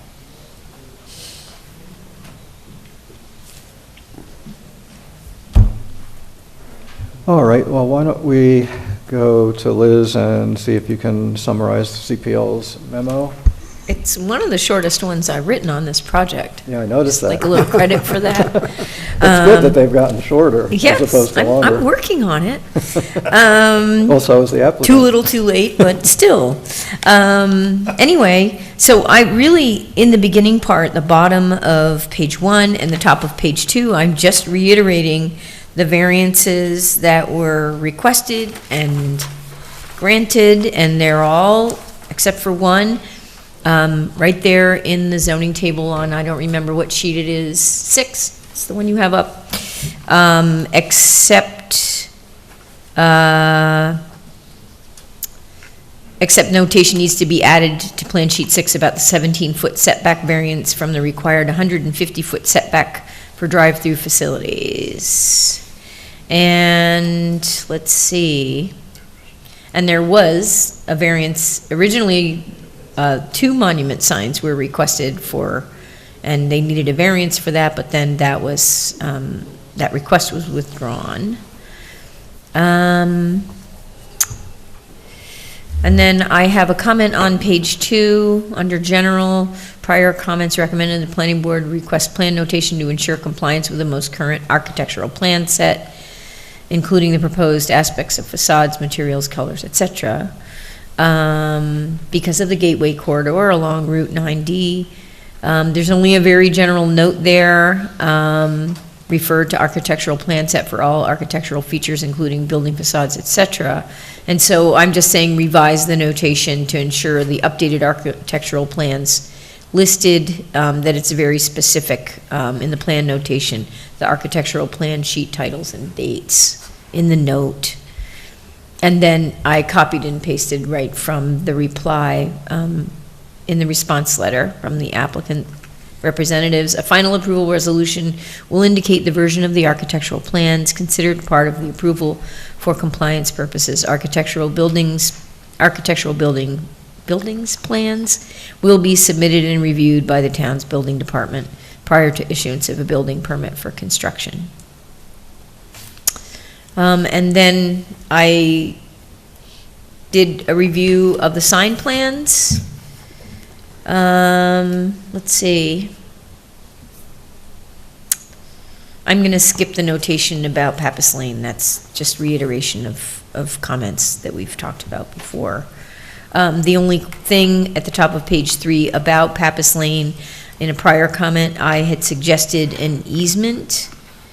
And basically the response is, to the best of our knowledge, no easement or maintenance easement currently exists for Pappas Lane. We have no objection to a condition of approval requiring a maintenance agreement to be executed and put on the record in the county clerk's office. This agreement will also require involvement from the adjacent property bank, the owner of Pappas Lane. So I think that's a good idea. We don't need an easement, but yeah, because we were concerned about that. Yep. Who's going to maintain that over Right. the future? So, and just, I think, I say this with any board I work with, the only thing anybody's ever going to pull out of the drawer is a plan set. All the other documents, and all the other verbiage doesn't matter. It's what's on those approved plans that are signed and in the drawer, so.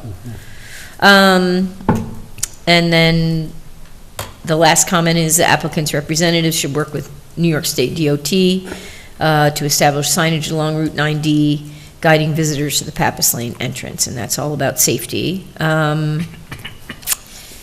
And the end of that is noting that NISDOT permits will be provided upon receipt. So once they have those, they will be available.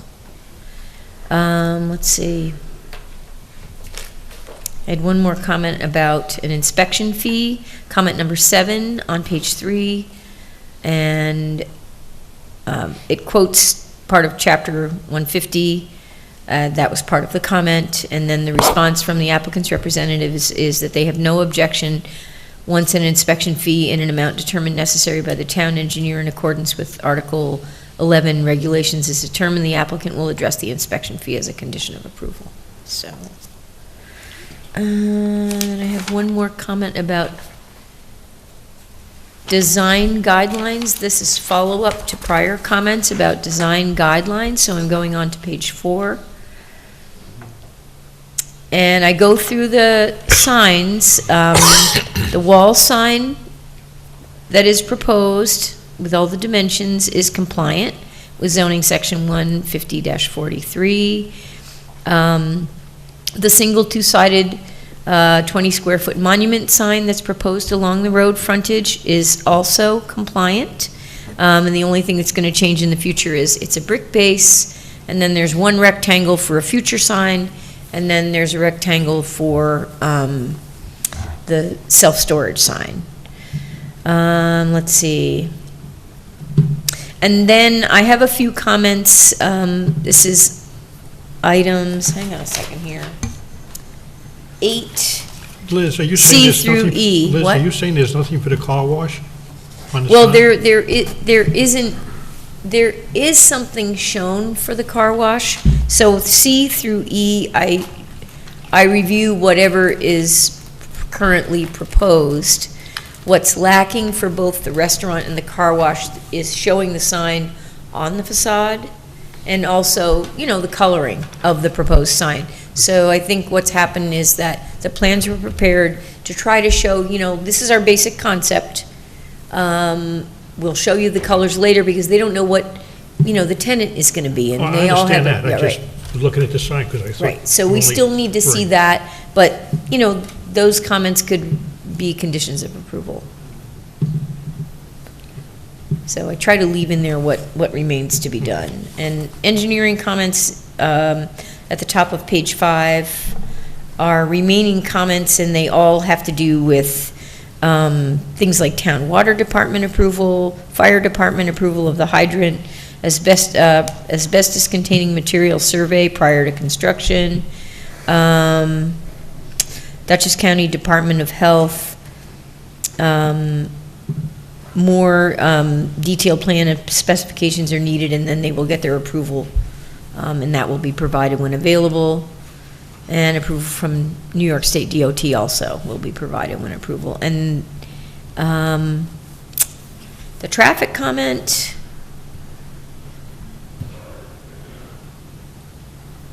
our traffic engineer is basically saying the NISDOT review of the eastern right-out only driveway at the gas station, approval of the applicant's request to retain this driveway rests with the New York State DOT. What has happened with the sidewalk going in front of the gas station? That was a question way back when. There wasn't enough room. And I don't remember what the results were. Do you want to show that up on the screen? I'm going to let the applicant's folks answer that. Yeah, just give me, I'll Because pull that up for you. We don't have any more comments on that at this point. And meanwhile, a lot of those items under engineering and beyond are, I think, what Dominic would list in the resolution, the final resolution, as outside agency approvals, right? Yep. This thing.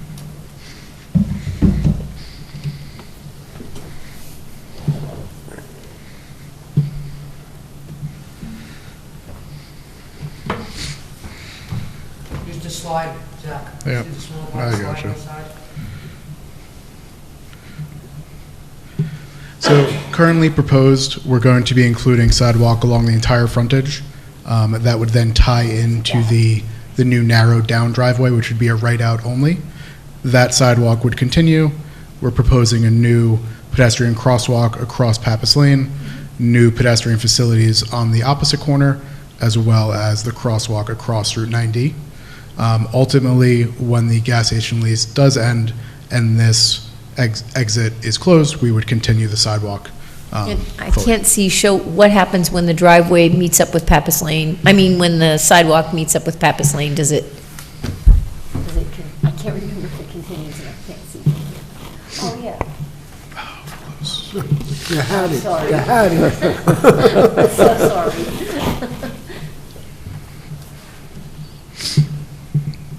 Just tell me if you want.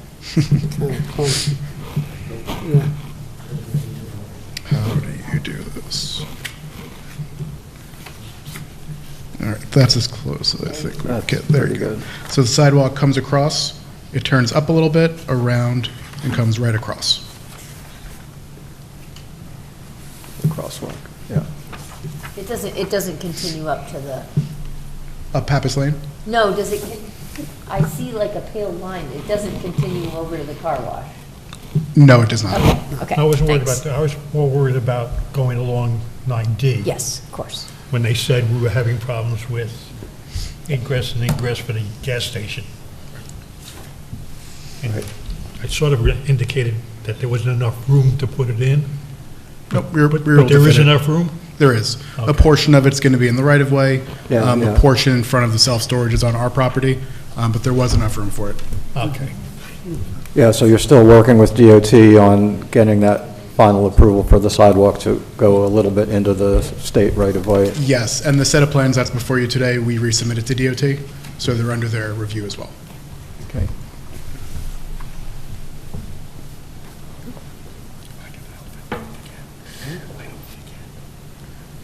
All right, thank you, Liz. Are there any questions or comments from board members? Do you have any idea where you stand with DOT? So we're currently still in the plan review stage, but we're expecting comments back from them in the next month or so. And then we'll just continue to progress from there, from their stage 2, stage 3, before their ultimate permit issuance.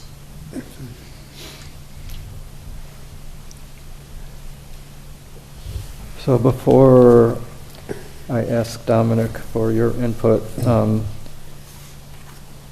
assuming we may authorize the preparation of a draft final resolution of approval tonight for consideration at the February meeting, some of the things are in, well, probably most of these are pretty much covered in CPL's memo, but the resolution of conditional final approval, if drafted, should include a condition that specific sign details, colors, materials, lettering, lighting, etc., for the car wash and fast food restaurant, as well as any architectural detail modifications that may be needed for those two facilities. Because again, you know, if a fast food restaurant comes in and they want to do a different, slightly different version of a building, you know, we would want to see that. So those types of sign details and any architectural modification details, this would be a condition, shall be submitted to the planning board for review and approval prior to issuance of any sign permit or building permit by the building department. So I don't want to get to a situation where, you know, we basically have final approval, but there's still some of these details that the planning board hasn't seen. They should not just go to the building department for permits. They should come back to the planning board for, you know, further review and approval. But that would... Absolutely. If I may, you know, Yeah. we've been including that specific condition in the resolutions that says that only what's shown on the plans Yep. can be constructed, and any changes have to come back to this board. Yeah. Good. I think in this case, we want to be a little more specific, focusing on, after those things are normally said, to go on and say, well, for the fast food restaurant and the car wash, since we haven't seen all the final details, we definitely need to see those in addition to what we normally would.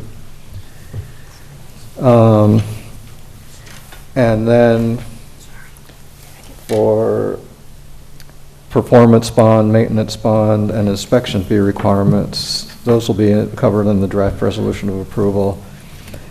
And the applicant should prepare and submit cost estimates of site improvements to the planning board engineer. And again, will be, And actually submit it to me. yeah, right.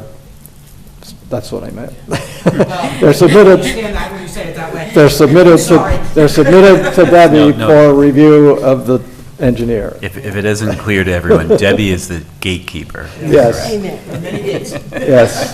Thank you, Don. She has many titles, and that's one of them. May I make a suggestion that they have that in before with the deadline? I was just going to say that, yeah. Not a suggestion, it's a command. You shall do this, or you won't get the final approval if we authorize the resolution.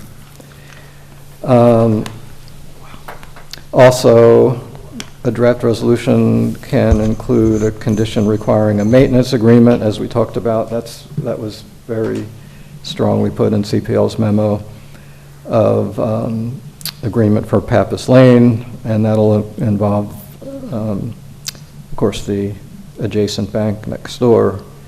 And so I'm not quite sure how we'll word that in the resolution, Dominic, but it might be worded to require that it be satisfactory to the planning board attorney and executed and recorded in the county clerk's office prior to signing of the plans. That's one way of doing it.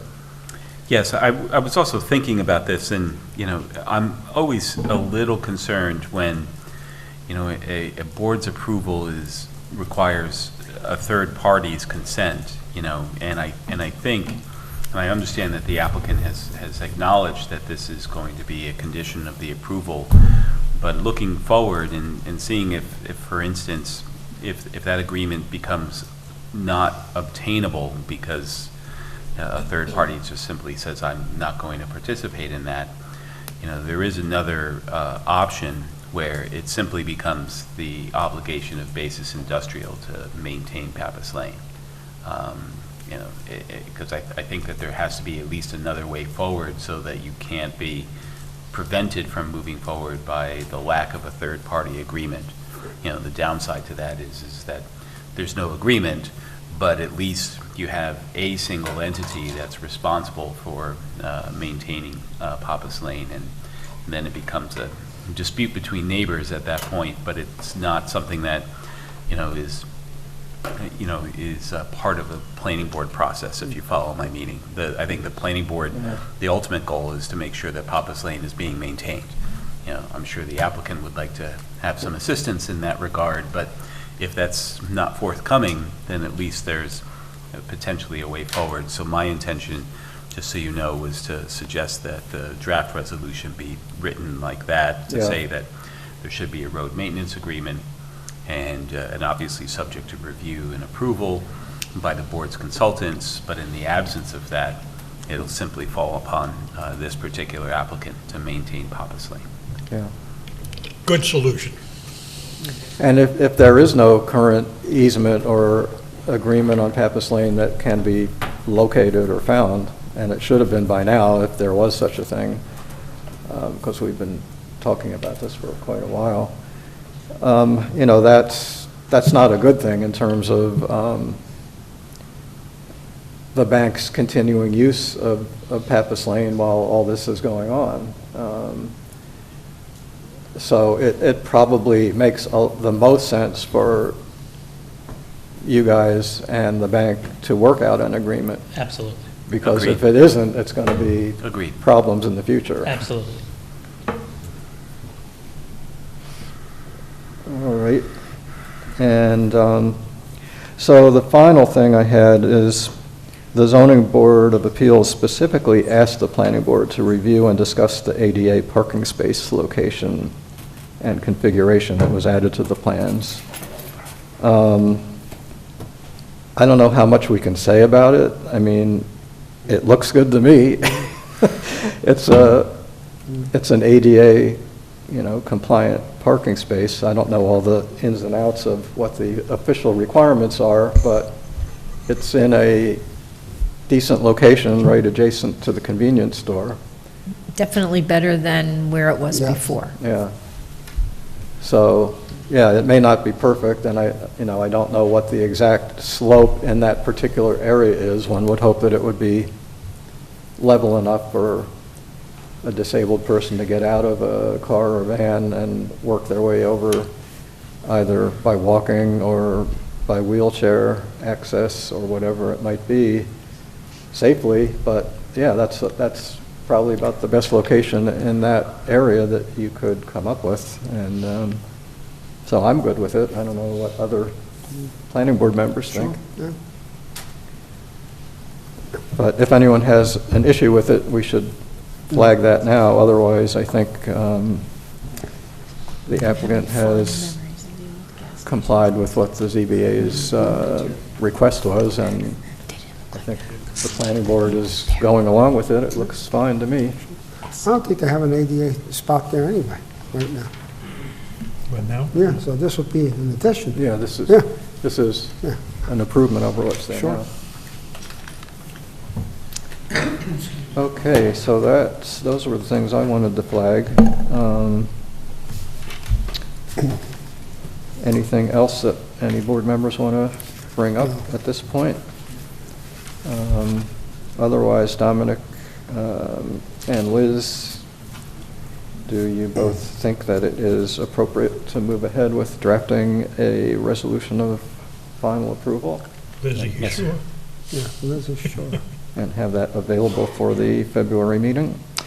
So is there a motion to authorize Dominic Cordisco to prepare a draft resolution of conditional final site development plan and special use permit approval for Basis Industrial Route 9D for the board's consideration at the February 13, 2025 meeting? So moved.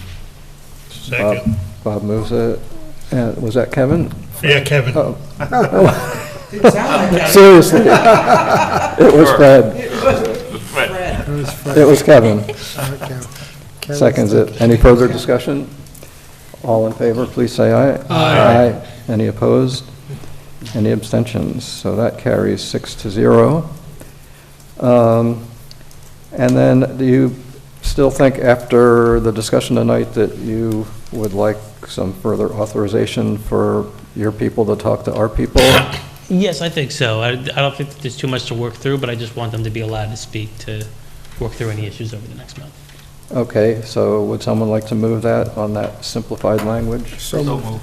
Okay, Kevin got it, Kevin got it. I'll give it to Kevin. I'll take the second. Kevin moves it, Felix seconds it. Any further discussion? All in favor, please say aye. Aye. Aye. Any opposed? Any abstentions? That carries 6-0. Okay, so we will see you back in February. Great. Thank you very much. Thank you. Thank you. Happy New Year.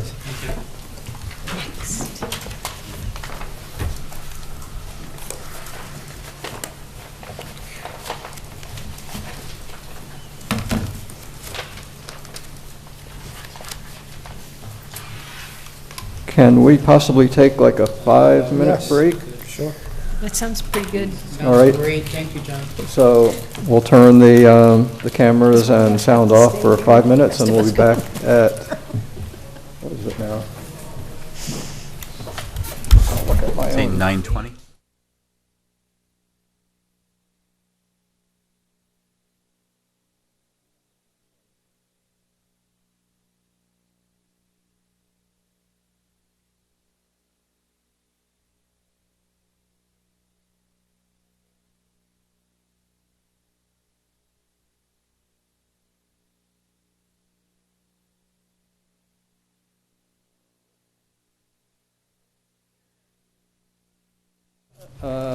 Thanks for your patience. So the next item on the agenda is Fishkill Commerce Center, Site Development Plan, Floodplain Permit, and Freshwater Wetlands Watercourse Water Body Permit. Board to review the submission made by the applicant's representative on December 23, 2024, and to consider declaring itself lead agency for the project's environmental review. So, welcome back. Good evening, Mr. Chair, members of the board. My name is George Elisandrados, associate at Keenan Bean, project attorneys here. Jennifer Gray is typically before you, but she couldn't make it today, so I'm filling in for her. With me today, we have Jack Kelly, development associate from Skinnell, and we also have Glenn Harvey from McFarland Johnson, project engineer. You know, you guys know the basics. This is a proposed warehouse facility located on the Fishkill Golf Course. It's 62.4 acre property. When we last appeared before the board, it was back in November 14th meeting.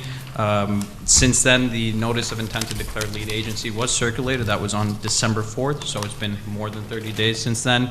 So we are respectfully asking for the board to officially declare itself lead agency tonight. Just as a sort of update on what's been done since then, and Glenn will get into this more in depth, but one of the things I wanted to point out, there's actually two things I wanted to point out. One, we have a rendering. I know that there was a question about sort of views of the property, of the proposed project, so there's been a rendering included. It shows that the proposed warehouse at the former Duchess Mall property and the current Home Depot building and the existing tree buffer, which is to remain, will significantly screen the views of the proposed development from Route 9. So my understanding was that was a question and a topic of discussion, so that was included here. And then the other thing I wanted to point out, in the CPL memo which we received, comment 7B at the bottom of page 2, spoke about the hydrogeologist report. There was a bit of confusion and a miscommunication on our part. We were under the impression that based on the timing, we would not have the report in time for the submission. At the very last second, the report came in time.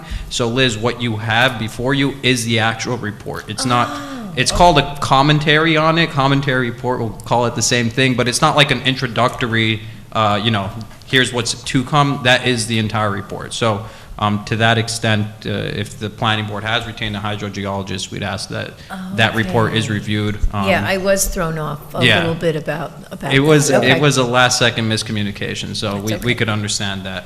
And Glenn, again, will be able to speak more in depth as to those two things. So I just wanted to point that out. I'll turn it over to Glenn now. He could give you a presentation. He could he can answer whatever questions you may have. All right?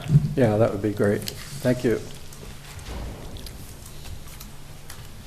Thank you, Glenn Harvey with McFarland Johnson. So just to go through, kind of add a little more detail to some of those things that George just mentioned.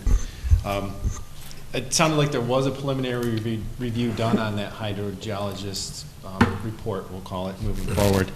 In that report, it did indicate that the proposed project, the fill, will not impact the aquifer, or the wetlands, the septic system, the infiltration rates are included in that report as well, and it identified that they meet the criteria for a septic system, and that the septic system also will not impact the aquifer. So that report also discusses the review of the DWSP2, and the project site is not within the critical area or the source water area. So we did look at that report, and it's documented. I think you mentioned that even in the letter list. So kind of talk about the septic system, the comment letter that we received from CPL. There's comments about the, tying into a public sewer. And at this point, the on-site septic system is really the only option that we have for the septic, for sanitary. There was a comment about how we talked about the lift station that's on site or adjacent to the site, and that is a private system, and we can't tie into that. There was commentary from the county health department included on a resubmittal documenting that they reviewed that as part of the adjacent development approval, and that it is a private system, and they can't force the expansion of that district to accept the flow from any other property. So we really have no other option other than to use an on-site septic system in this particular development.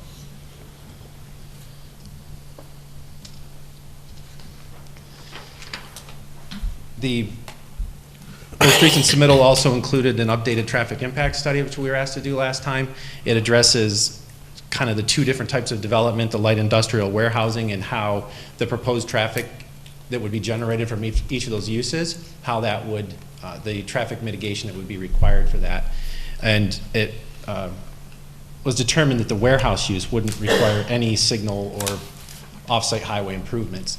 So what we would recommend is that when an actual tenant is identified, that the traffic generation from that specific use is evaluated, and it would fall within those two criteria that would have been addressed through the seeker process. The visualization was mentioned, and we'll just... Yeah, can you find that on the screen? Yep. So this was the rendering that we submitted, and I understand that we probably should have put a little more commentary on this. What we did is looked at using computer models, looked at in the elevations of our proposed development. What you're seeing in this white, we'll call it a wireframe or a massing, is the actual adjacent development that's in front of our site, adjacent to Route 9 there. This green rectangle behind it is the Skinnell property, but it's actually screened by all the vegetation in addition to the Home Depot that's north. Our building is actually 2.5 feet lower in finished floor elevation from the adjacent development. So that, in combination with the size of the building that's in front of it and the vegetation that's remaining in place, you're not going to see the proposed warehouse development. I do have hard copies of another view that we prepared if I could hand those out to the board, it wasn't included in the original submittal, but You know, what it Why shows. don't you just give them to is- Debbie and she'll pass them around? Oh, sure. What it shows is, You want to pass these down? I don't know. Yeah, Yes. please, yeah. you'll see there's a sliver of a small window where you will see that building, and it's just when you get to that driveway, when, on the south end of the parcel there. So there's really not a visual. I got a question for you on that. Sure. What if that building doesn't go in? It would still be screened by the vegetation. All right, well, that's, that's just a question, because that warehouse has been, Understood, yeah.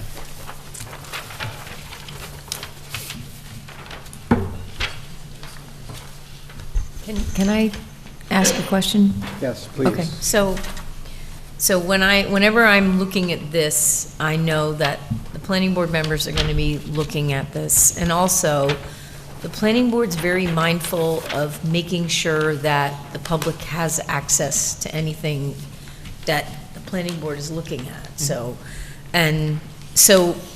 I appreciate you explaining that in this image. And I was kind of guessing some of it, but I don't want to just guess and surmise, being a reviewer. So I think it would help if there could be some, like some of the things you pointed and explained, if that can be shown with a call out or something, that would be helpful. And then, anybody that's looking at it can quickly interpret it, including, members of the public. So that was my main. Yeah, absolutely, we thing can there. add some labels and perhaps a narrative that kind Right. of describes what you're looking at, how it was prepared. Right. Certainly can do that. And this, the new one that you handed out is a nice, clear, crisp rendering. That too, if it can be, maybe more formally made into the Yes. record with the that next kind of submittal. laboring, that would be great. Are we also, like, I don't know, maybe No, go ahead. that there's going to be eventually possibly another project in front of this project? Yeah, not Yeah. possibly, I mean, So- it was so with their- approved. It was approved by this board. Yeah, no, I know, but I'm just saying is that what he's showing us, you really won't have really a vision of that because you're going to have another possible You mean there's. structure in front of it. There's additional, I think I saw on the plan, there's more development that's proposed in this lawn Yeah. area in the front, yeah. Oh, there, I yeah, mean, there yeah, were some out Your parcels. scale and yeah. everything, I'm just kind of from the. But I think, Bob, what you're probably saying is, why not maybe superimpose the actual architecture of the approved building fronting on Route 9 in lieu of that gray shaded ghost figure? Because there actually is a building that the planning board did approve, and there's actual architectural elevations of it. So it might make sense to see if you can superimpose that actual. It's actually behind that gray shade, so that's easy to do. It's just, we Yeah, didn't, yeah. we weren't thinking that's the focal point of this discussion, but we can certainly add that if it. Right, gives more I mean, so maybe clarification. that could be just in addition to this one, because this, I understand what you were trying to show in this Yeah. version, but, We can do that. but while we're talking about renderings and views, the thing I brought up at the last time we spoke, at the December meeting, I was hoping that we could get something more in the way of like a bird's eye view of the site.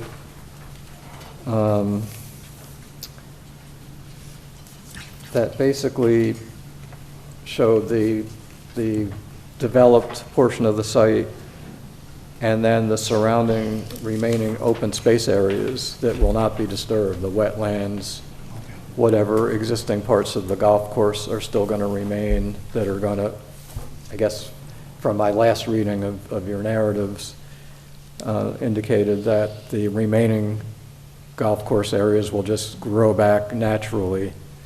That's something I'd like to talk about a little bit more at some point. But so that type of bird's eye view and rendering is something not from a road or a driveway, but something more from a bird's eye perspective of what the actual developed site will look like with the surrounding natural areas, and along with that,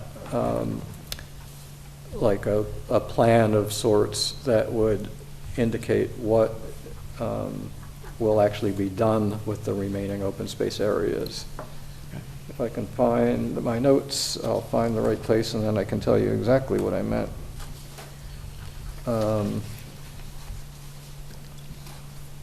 So anyway, why don't you go on to whatever else you wanted to talk about, and I'll see if I can locate some language on that.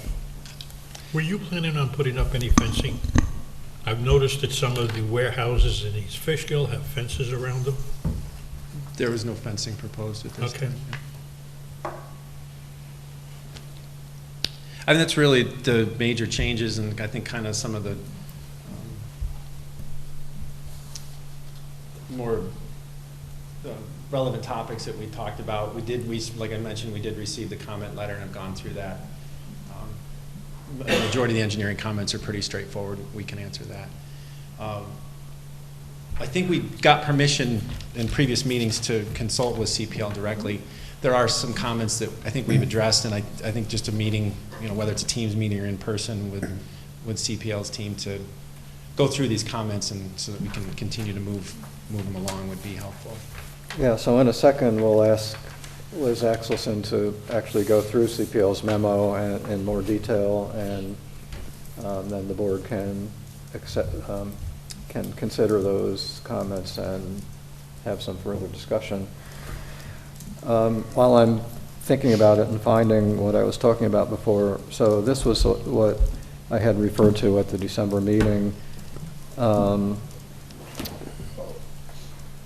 Basically, what is the landscape maintenance and/or preservation plan for site areas outside of the development disturbance area that will remain open space once the project is completed? So like the former golf course, the wetland, wooded areas. And I had actually suggested the preparation of a 3D kind of a simulation from a bird's eye perspective of that overall site after development. Including areas remaining as open space. And then I advised you all to consider preparing and submitting some sort of an open space management plan with strategies addressing how those open space areas remaining on the site will be maintained or preserved after development. So that would be the kind of image and verbiage that I'd be looking for, because there's going to be quite a significant area, a large area left on the site that won't be used for the development. And I think the board would want to know what's going to happen to that. Is it just going to revert back to natural woods, and what will that be like, and what happens meanwhile, and what types of perhaps controls can the applicant put on it to ensure the areas that need preservation, like the wetlands, are going to stay that way. So, I mean, that's okay. Just, I don't want to go on and on about it, but that's the basic idea of what I was looking for. All right.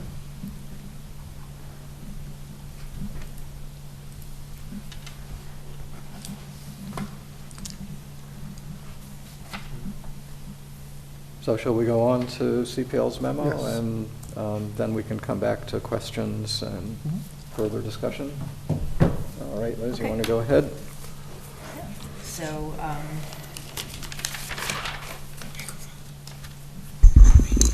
thank you. I'm going to just go right to page 2, past the introductory.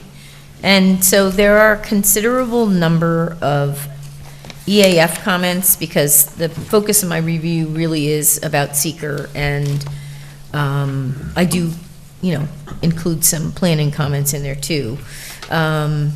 So comment 6, I'm reiterating all the different resources that are part of the site: the Clove Creek, the aquifer, New York State wetland, and a small federal wetland, Clove Creek, which is trout spawning creek, and adjacency to parkland.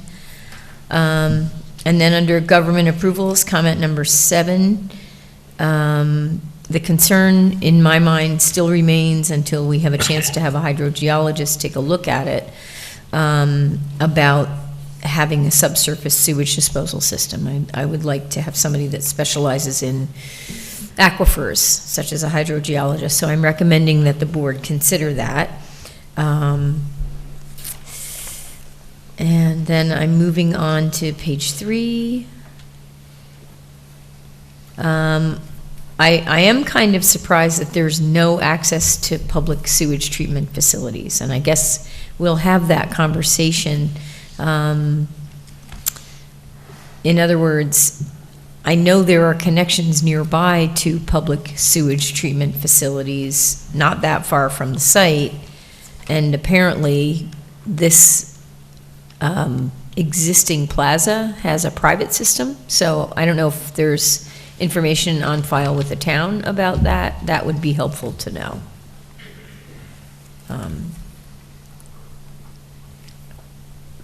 So that I can understand a little bit more about that. In any case, I would like to have a hydrogeologist have a look at things. Comment number 9 has to do with the CPU's objectives, including the gateways. And that's why it would be helpful to have clarity on what exactly, we're looking at in these images. Just by way of example, I know that that's the corner of the building. I don't know if that's the corner of the warehouse that's supposed to be in front, or if that's something else. And I believe what I'm seeing in the background is maybe the proposed building. So it would be helpful to have those things clarified in terms of, Route 9 being a gateway and having a real clear sense. And then I'm going on to page 4.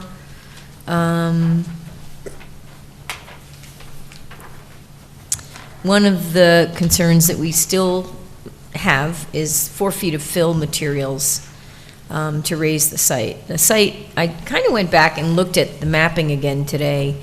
And so when you look at this site where everything is proposed, and you go on to Dutchess County parcel access, you can look at any site. You can look at your own private lot that you live on, and there are layers that you can turn on. And so when I go onto that and I look at this site and I turn on the layers that I want to see, if I turn on floodplain and the wetland ones, the entire site is completely covered in floodplain. And I find that concerning. And I know that there's, 4 feet of fill that are to be placed there. I can't help wondering about, well, when that 4 feet of fill goes on there in the middle of a floodplain near wetland features in a stream, how does that affect all these other waterways, groundwater, et cetera? So that concern remains. And again, it's another reason why I would like to have a hydrogeologist. I would like to be able to have them look at this, provide comments to the board, so that we can get their standpoint. I know that the applicant's representatives have a hydrogeologist that they are working with, and I would recommend that for the town, to have that on there, from their perspective. So I won't harp on the public wastewater anymore. I'm going on to page 5, and I'm mindful that this is a facility with, it's a wholesale, no, that's not right. It's a site where trucking folks are going to be coming in and bringing in product that's either going to be stored on the site, and when you look at the site plan, there are over 200 parking spaces, for cars, and then there are, I think, 150 or 167, I don't remember how many truck spaces on the other side of the building. So the car spaces, I'm assuming, are for people that work at this facility. And The one thing that stumped me in the middle of this review is that in different places in the application, it's listed as an industrial facility. And otherwise, it's listed as, hang on a second here. Let me grab this. It's listed as a warehouse. So I think we need a little bit more clarity on the use, what exactly it is, because it's not, if there are that many parking spaces for potential employees and staff, that means there is some, work going on here. Is it just simply for storage and distribution to put back on other vehicles to take goods other places? Or is there actual manufacturing going on? Which industrial is permitted in this zoning district, but we need to know what is the proposed use so that we can review it accordingly. So there's a little bit of lack of clarity there. And so I did kind of make some additional notes on my own. These are not in the written comments. Let's see. There, in most of the plan sheets, actually all of the plan sheets just say proposed 388,800 square foot building. It doesn't necessarily say it's a proposed warehouse or a proposed industrial. So that needs to be clarified so we know what kind of use we're reviewing. And I looked through all of the different things to try to get more guidance on what we're looking at. And part of this came from the traffic engineer's review, who talked about there was a conservative effort made to review this as an industrial facility, which would have higher traffic numbers. And then he's asking for more clarity and more information about the warehouse operation, because that is what we all believe that it is. So that traffic study will be adjusted, but I think that the board needs to have clarity on what exactly the use is. In any case, either industrial or warehousing or manufacturing, those are all permitted, but this has been presented as a warehouse, and that's how we've been reviewing it. So I want to make sure it's clear on the record. Just looking at something similar that happened years ago, the Gap Warehouse is a warehouse, but it also has a lot of spaces for employees. I've worked on that, sure, on that property, so it could be something similar in the fact that you need employees to process, because even though it's a warehouse, it's not really an industrial, right? It's not manufacturing right. stuff. It's just taking clothes coming in and resorting it sure. out, putting on conveyors and putting it yep. through different places. So, yep. Like packaging maybe, or yeah, sure. Yeah, so and then the suggestion of possibly getting a drone thing, or aerial of the facility to kind of see where everything that's around. So like you're saying, because you want to see, because it's a golf course right now, and it does have solid permutation. Like, it's got a parking lot, it's got a restaurant and a golf house and everything. So there is solid material in there. Yeah. So they're probably going to re-rip that back up. You're going to bring in fill, like you said, but I guess there's a way to see how much acreage is there for square footage and what the building's going to take up, and then you kind of know how much permutation you're going to have for rain, and you're worrying about it being a flood zone.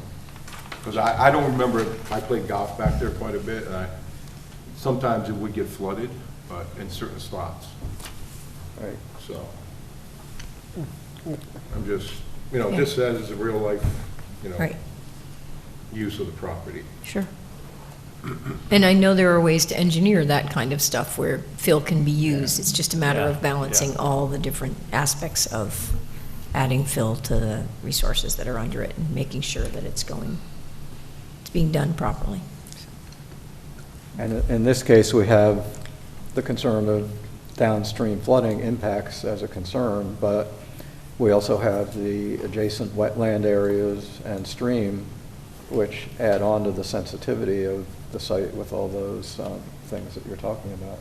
Right. Yeah, I mean, when you played on the golf course, there was water hazards and stuff that were like wetlands and spots that they didn't, you know, use, and I guess over the years they got approved to be able, because they added 4 more holes on the back, you know, back 9, you know, I Right. think, so it became a 13-hole golf course or something like that, so. Yeah.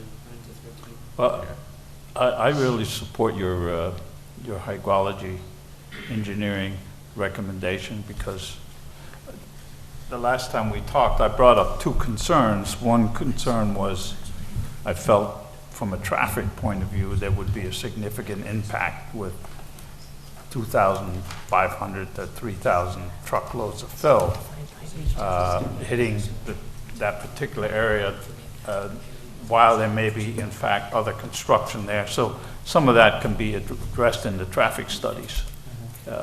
And the other concern that I brought up was the hydrology concerns. And there's 2 sides of the same coin, right? One of them is the change in the hydrological environment as a result of the fill and all the flows and the additional imperviosity of the warehouse space. And the other side of the coin, of course, is the aquifer. How do we make sure that the aquifer stays replenished? And the corollary to all of that is the sewage system, but the hydrology is key. And I looked through I have to be honest, I haven't done any hard engineering in probably 35 years, but I looked through the report that you had included in the package, and I didn't see, a lot of it I didn't understand, but I didn't see any answers to, you know, easily discernible answers to those questions. So, okay. So I think you just articulated real well, Liz, in terms of both the flow, the proximity to the creek, what happens to the water, does it flow out, will it replenish the aquifer, you know, all of those, I think are key concerns. So Liz, you want to go on? Yeah, sure. Appreciate your comments. Then I keep coming back to the fact that there's going to be this many employees plus people driving trucks coming to the site, et cetera. And so I think there has to be some way to figure out some kind of pedestrian access from way back in there to get, you know, over to, you know, there's a restaurant at the mall, there's a restaurant across the street, there's stores. There has to be some way to come up with pedestrian access. I know you have a difficult situation that you're limited by an easement. So my comment number 13, you know, just kind of goes back to keep trying to push for whatever easement you can get, or reconfiguration of the road. I'm not sure how it works. And also I suggested an easement from New York State Parkland, which I don't know how easy that is to get. But the land that's there, that's part of the parkland, is it's kind of low and flat and scruffy. I don't know how wet it is or not. It doesn't show up as wetland. So that was one concept. So I'm just trying to see how that connection could be made. Or if there's another way around the site. From, say, rather than along the entryway, is there a way to come around the other side of the building or in the middle of the parking area and create a pathway over? Hold on. Gotcha. Anyway, so that's something that would be great. And apparently Fred agrees. That was weird. Okay, let's see.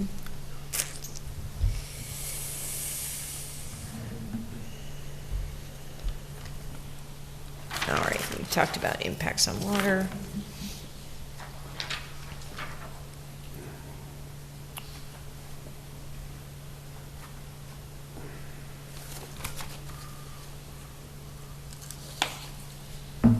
All right, right, those are some of my big seeker issues, and I will find hydrogeologists, and I understand that it would be okay to get them started reviewing things. Well, we're going to talk about that. Okay, all right. And I'm on page 7 about seeker procedure at this point. I believe we need to have more revisions to things that relate to the EAF and the EAF report, and some more clarification about some items. The planning board, as you all know, determined that this is a type 1 action. And this was circulated to agencies, so I'd like to have a look at the agency comments when they come in. I'm not recommending any seeker action at this time until we have, some more items clarified. So that's where I stand on seeker. And then site development plan and code comments, starting at the bottom of page 7. Some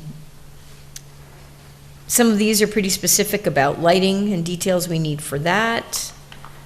And we do have kind of a hot spot where the driveway comes out and meets the road, so that needs to be adjusted so that we don't have light going off of the site. I'm in the middle of page 8. Let's see. There's a Quonset hut that needs to be explained about what the proposed use is. I was glad to see the building cut into 3 units. That gives us a little bit better idea of what's may or may not be occurring in there and how intensive it might be.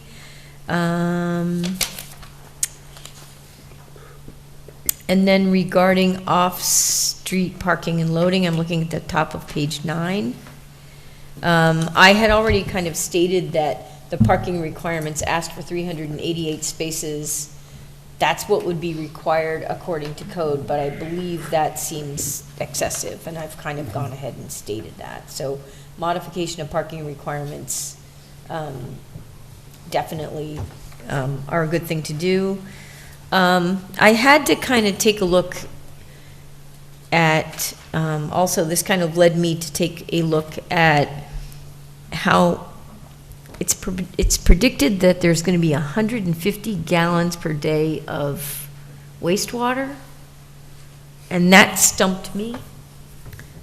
It's in there somewhere, and so I talked to some of the engineers in the office, and I also looked at all those parking spaces, and I figured if you figure it maybe 10 gallons per day or 15 gallons per day per person, like an employee, that would mean we're talking about only having 10 employees in that whole facility. So I think we need more clarification on that. With all those parking spaces, there have to be way more employees than that. The other thing that I believe is pretty typical when you have a facility where you have trucks entering and parking, and these folks have been driving for a very long time. Oftentimes when you have a warehouse or a trucking facility like this, there are going to probably be places where a person can take a shower if they need to. So I think it's appropriate to try to give the planning board a better idea of what can be expected here. With all the parking and the trucking spots, it looks like it's going to be an active, busy place. That's fine. This is, this is allowed in the zone, but I think we need some more details about that. And of course, whatever the wastewater flow is, it has a lot to do with the size of the septic. I think I recall at some point hearing that the septic system was somewhere like 9 house septic systems, about that volume, about that area kind of thing. So we need to have all those numbers kind of get back together. I just don't want the number of employees minimized. The board should have a realistic idea of what is the operation. And I think one thing that would help with that, if it's possible to have some kind of a sense of the interior, what's involved there, that might be helpful, even if it's a for example, because I know you have 3 tenancies that are proposed, but I think it's difficult for the board to imagine what is the operation here.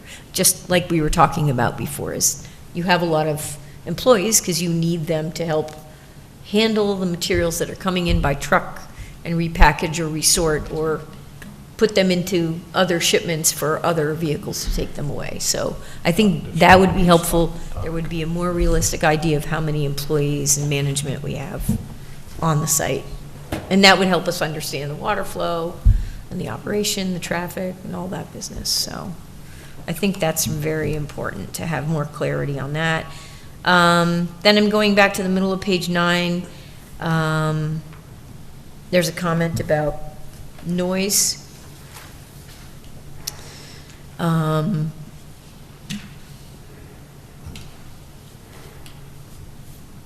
That has to do with, construction and all that. And so I'm citing the typical noise notation that we like to see related to the town's code about noise, Chapter 108. At the bottom of that page, I'm reiterating some of the topics that will be addressed in further review.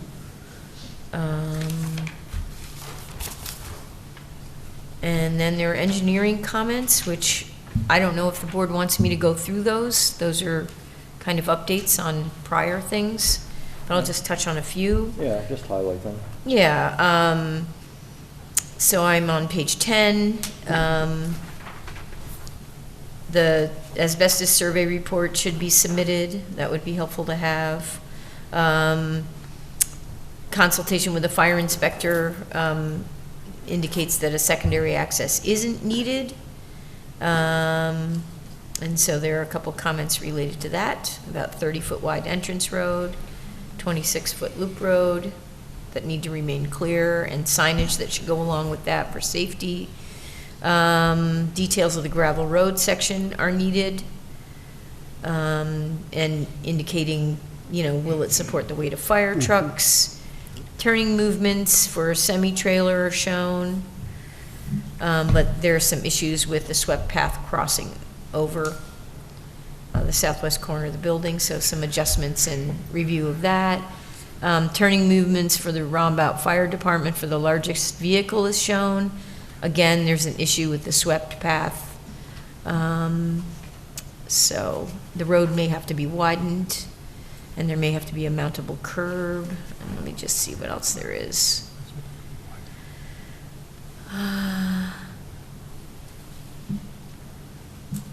Then there's discussion of dewatering for stormwater basin excavation, recommended in the geotechnical report.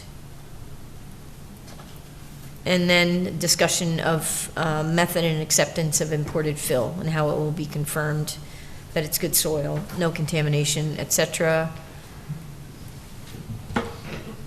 And we'll need haul routes. And then there are a bunch of comments on page 11 that were resolved, and a couple of repeated comments from last time. And then I'm going over to page 12. Stormwater pollution prevention plan is in pretty good shape with a couple of remaining comments. And then the traffic comments on the bottom of page 12, that is part of how I started revisiting what we're looking at here, because as I mentioned before, it appears that the traffic impact study evaluated light industrial, which resulted in higher numbers than might be expected from warehousing.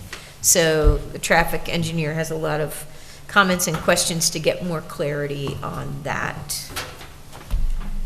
And they do reiterate that the traffic signal warrants were evaluated for traffic volumes estimated with the warehouse land use, and it was determined that a signal is not warranted for warehousing, according to the traffic impact study.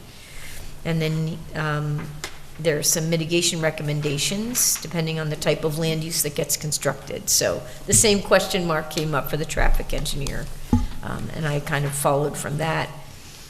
And then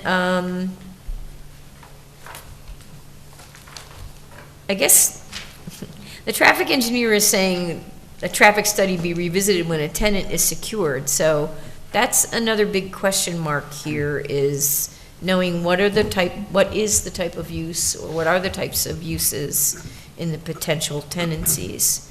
so that the planning board can review and plan for that. And then try to see if there needs to be another look at the traffic study in addition to these comments. And then ultimately, he's saying that whether there's a traffic signal or not, whether it will be constructed or not, really lies with New York State DOT.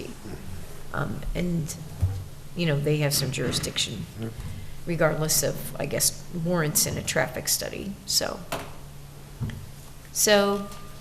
Without going on ad nauseum, those, I think that hits a lot of the major points. If I could just add some commentary to some of those topics. So we talked about the sanitary sewer and the lack of availability of a public sewer in there. In, I think it's Exhibit M, we put together Appendix M in the EAR, there was a sanitary sewer adjacency map. I think we showed that previously, and it shows where all of the public sanitary sewers are, and there's nothing south of 84. So we can revisit that, though. Okay. Exhibit 1 it was of... Exhibit M as in Mary. Exhibit M... M, in the EAR. In the EAR. A sewer adjacency map. Okay. But that was included in the last Gotcha. submittal. So we can work through that. The easement with the pedestrian access that we talked about, I'll see if I can find it.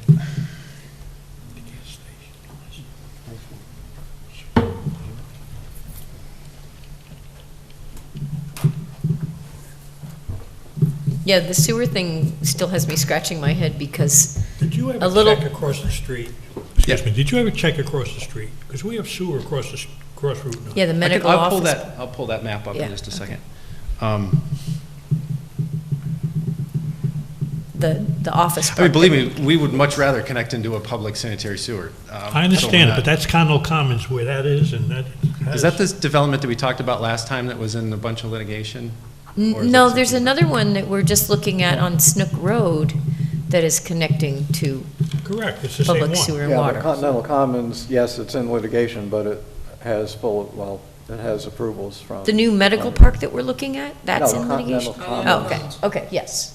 I'm talking about the medical park that's Yeah, I down know, Snook. but Continental Commons is Gotcha. even closer Right. to Yes, the yep. warehouse site. Yep. I'll pull that up just a second. Okay. This map kind of shows, you know, if the sidewalk were to go in this area right here, this would require a site plan modification to the adjacent development. So that's not really something that we have control of. This is, Skinnell doesn't have control over this property, it's just an easement. So to get a sidewalk in between the proposed edge of pavement and anywhere within this, it would require grading impacts and modifications to their proposed site plan. So that would be a challenge. Yeah. We can look into what's involved in an easement from Parks to get the sidewalk in there, but it's also going to then, it would require additional wetland impacts when we cross further north. So I think the pedestrian access is really something that's going to be difficult to get in this spot, and we don't have any other access to Route 9 there. Well, you did indicate that to us before, but again, you know, that you didn't have enough, but Liz was saying you may have to expand the road, so I can't see. We only, Jack, maybe you can speak to the conditions of that easement, but that's just an access easement. They don't own that property. And so we only have so much room. There's a 30-foot wide road there. Yeah, come on up. Yeah, Jack Kelly with Skinner Properties. We solely have the right to utilize that road for access to our property. We cannot improve that road currently in any capacity, including adding a sidewalk. That's going to result in the adjacent property to the east. I think that's going to be a site plan amendment or whatever that might be to add a sidewalk to their property. I mean, so that's something that's completely out of our control. We have no control over adding the sidewalk on the north side of the eastern property. And the owner of that easement is who? That's the adjacent property, owns the land. The one with the easement. Correct. Where the other proposed warehouse is going, not on the other side of that. Correct. So we have easement access. We don't have fee simple ownership of that land. Who owns the property to the other side of that? New York State Parks. South of it? That's the state Right, wetland. just south of it. That's the state wetland. Well, I just. New York State owns it. Okay. I know that for a fact. There are signs actually on there when you go into the golf course, and you can see that. So. But that doesn't mean that there couldn't be communications and with that adjacent landowner. So something to check into. Okay. And maybe, I mean, you've already had conversations not work out well with the sewer lift station, which is similar. But I think the board here is asking you to check into that and report back to us and see what might be possible. Okay. Right? Yep. Okay, let me see if I can find that sewer map.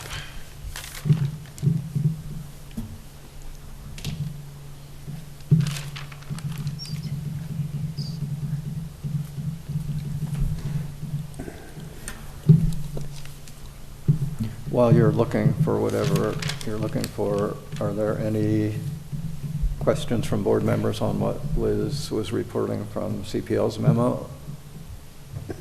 I have another question which wasn't related to Liz's memo.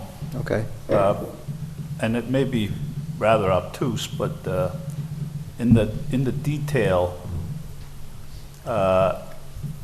you have a subsurface characterization that your engineering firm did for you, and there was a characterization of the layers of soil, including the fill, and the fill was characterized.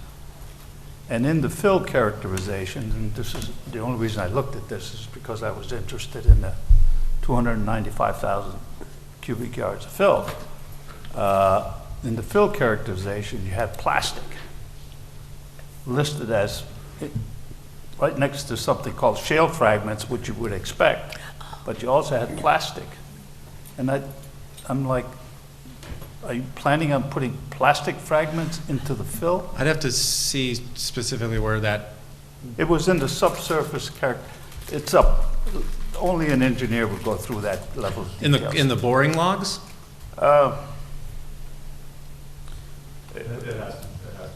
Yeah.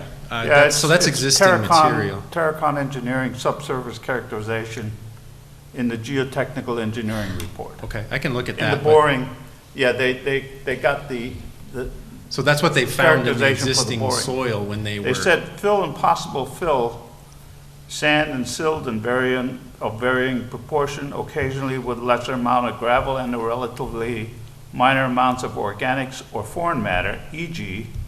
shale fragments and plastic. So that is, I think what you're looking at there is a description when they do the cores and they pull the sample out, they're describing what is in the existing soil profile. That's not a proposed, that doesn't sound like a soil. I don't think it's their fill. Okay. That's what's Yeah. there That's now. fill that's already there? Yeah, yeah. Yes. Okay. That's what's there? Okay. There's I'm not able plastic to- everywhere these days. I'm not able to find that appendix now, but I will make sure we pull that out and get that over to you, but it was in there. Oh, I can find it. If it's in the submittal, I'll find Yep. it. I just, Lighting, we noticed that too, we'll modify that light pull out by the entrance. The use of the future use of the existing Quonset hut, that's going to remain as is. It doesn't have any use as part of this project. It's going to remain vacant. And then the asbestos report, we're getting a proposal to get that completed as well. As far as the questions with the use and traffic volumes and sewer, I think we've mentioned in the past that they don't know who the tenant is yet. So we're trying to come up with a development plan that, you want to add to that? Sure. So in very, very similar fashion to the development that was approved just adjacent to our project, the CHI development, this is currently a speculative building. So we do not have a user identified.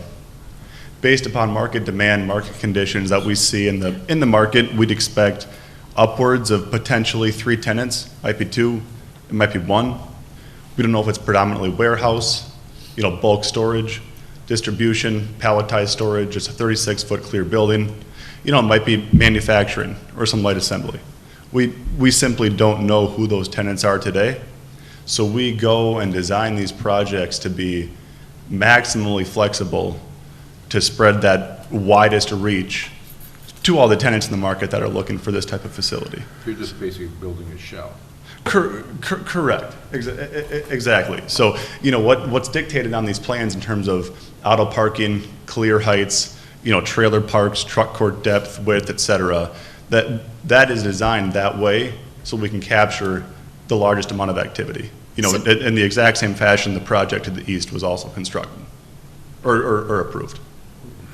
So it's kind of mixed use, mixed But planned industrial use. I think as Liz was trying to flesh out of all this is, we still don't know really what the proposed use is. So that's what I think we really need to focus in on, and we may need some way of analyzing a range of different types of uses in that space, rather than just not knowing what it's going to be. I mean, like different scenarios, different I alternatives. I have some thoughts on that, Okay. which I want to get into later, but not. Yeah, I think this is kind of similar to the application that was in front of us just a minute ago with the restaurant. You don't know exactly what that restaurant's going to look like, so you want them to come back when they get the actual. So what we're trying to position this is that the seeker approvals will be setting thresholds that as long as we don't need more than 217 car parks or whatever it is, or we don't have an employee capacity or an employee head count that exceeds what was approved or what the design was approved in through the seeker process. It's simply coming back to the board and saying, okay, now we know this is going to be one tenant or two tenants. It's still below all the thresholds that were approved in seeker. Just to Well, be clear. This goes a little deeper than that. There, we know it's a fast food restaurant. We know it's a car wash. We just don't know what exactly they're going to be serving. Chicken McNuggets or fish fillets or whatever. That's a lot different than not knowing what the use in this particular building you're proposing is going to be. You just listed a range of potential possibilities, from warehousing to distribution to storage to light assembly to manufacturing. I mean, that's like taking the PI, planned industrial zone, and saying, here, we want to do whatever this zone says we can do, but we're not going to tell you yet what it is. That's not going to work. Yeah, so so we don't know today what it is. It falls under the allowable uses. And I guess, this is very standard that we do across the country, and every developer of this size is doing the exact same thing. We go through the entitlement process with a maximum threshold that we'd establish through whatever environmental review it might be. We know, for example, that if you have a manufacturing user in there, you're going to have a lot less trucking. You're going to have a lot more, higher employee count, higher autos. And, if we have a warehouse distribution, it's primarily distribution, a lot of throughput of goods coming in and out. We're going to have a lot more trucks and a lower employee count, therefore less autos. So we come in, we set a threshold based upon market standard for these various types of uses that all fall under the same use, or the same zoning allowable uses. And then once we do identify who those tenants are, it's a quick review of, okay, XYZ checks, you're under the approvals, and you're good. So we don't know today who the tenants are. Very similar to the property next door. I mean, that's a fully entitled, fully approved building project. They have no idea who the tenants are. I mean, it's the exact same concept. All right, well, I think we're going to need to move on to actually cover some things that we need to cover tonight. So I don't want to cut the conversation off.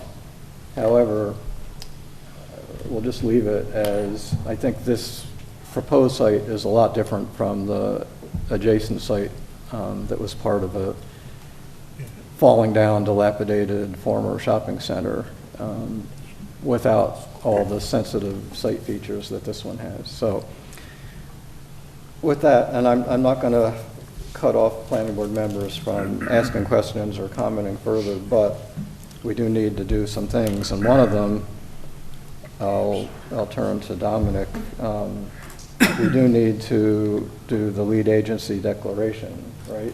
Yes, sir. Because the 30 days has now passed since the notice of intent was sent out. So why don't we do that? And then I've got some other things that will stem from that, which also relate to exactly what we're talking about now. So again, the planning board classified the proposed Fishkill Commerce Center as a type 1 action and circulated a notice of intent on December 4th for the planning board to be lead agency.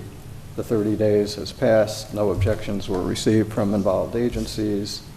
So would someone like to make a motion declaring that the Town of Fishkill Planning Board will serve as lead agency to conduct a coordinated environmental review under seeker for the proposed Fishkill Commerce Center? So moved. Was that Felix? Yes. Felix moves it. Is there a second? Okay, I'll do it. Fred seconds it. Any further discussion on that motion? No. All in favor, please say aye. Aye. Aye. Any opposed? Any abstentions? So that carries 6-0. So now that the board is serving as lead agency, I believe that members should start thinking about the remaining environmental review process under seeker. Don't you guys agree, Liz and Dominic? Yes. So, for instance, and this is where it starts getting a little interesting, there have been a lot of issues discussed so far, some of which we have information on, others we don't yet have information on, and some will require further review. But so far, the board should start thinking about whether any of what we've talked about have potentially significant environmental impacts. That's Yes. kind of the key to what we're going to be looking at. So is it here's my question really for everybody. Is it too early for the board to consider the possibility of a positive declaration of environmental significance, which would require the identification of at least one potential significant adverse impact and would trigger the preparation of an environmental impact statement? It would certainly be premature to issue a neg deck at this point because there's so much more that we need to find out. But at what point of the process, and I know you're walking up, please don't worry, we're going to give you plenty of opportunity, but I need to get some feedback from our people first. So anyway, so let me go on to the next thought part of this that I'm thinking about, and then we'll go back to Liz and Dominic to get some feedback. So would it be premature to ask Liz Axelson of CPL to prepare a preliminary draft environmental assessment form part 2 for the board's review and discussion, perhaps at the February meeting, understanding that it would only be a helpful tool for the board to flesh out what the potential impacts could be considered, whether they might be considered not significant versus any that could be considered significant versus those where there is insufficient information to determine significance. So this is like going through a checklist, which is really what a EAF Part 2 is. So those are questions, not statements. So I'll turn to Dominic and Liz to maybe give the board some feedback and direction on those questions. I think it's entirely appropriate. Seeker actually encourages doing this kind of analysis early on in the process. And so and in particular, if the board is concerned with the fact, as you pointed out, the existence of at least one significant adverse impact, then making that determination sooner rather than later is helpful to all, so they understand what's going to be involved for the project's review.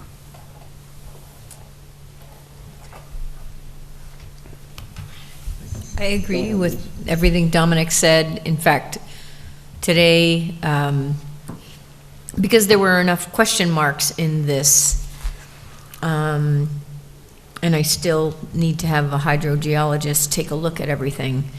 You know, I have expressed some concerns all along the way. A lot of the comments that are being asked and being considered are very typical of what we ask of our other applicants. And, you know, there are places where we do not have answers yet. So I think it would be helpful to put that together for the board and bring it back so that we can discuss it. In other words, I would prepare something that the board could throw darts at and say, no, no, no, that's way off, or yeah, we agree with that. And so we can kind of work through the form and figure out where we land. And I had been thinking about that even before our discussion tonight about, you know, what actually is the use proposal here.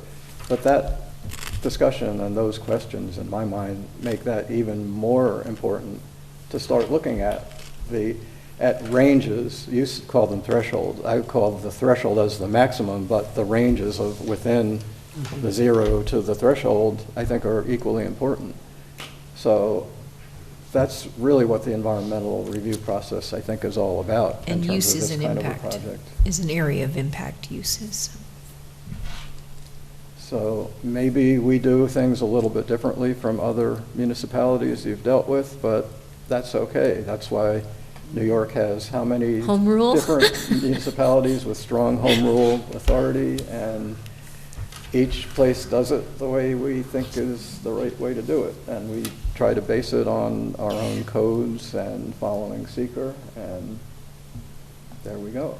I think it will also give us an opportunity to sort of step back and try to look at the use the way that the applicant is viewing it, with the whole issue of tenancy and not knowing what kind of uses are there. And I'm going to go back and take a look at the code because, you know, you can do mixed-use development, but I don't know if it extends to that level of flexibility.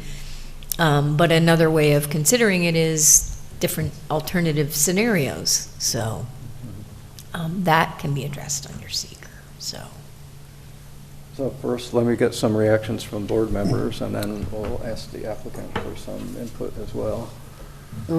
What we're asking her to do is kind of similar to what Liz gave us when we were looking at the project on 9D, right? Mm-hmm. The self-storage facility? Mm-hmm. Yeah, and that was incredibly helpful for all of us to be able to see all the different impacts that could be, that we would really need to consider. And I know we went back and forth on a lot of them. So I think it'll be it'll be helpful. It doesn't hurt us at all. So yeah, I think it would be a good idea if we could do that. Any thoughts?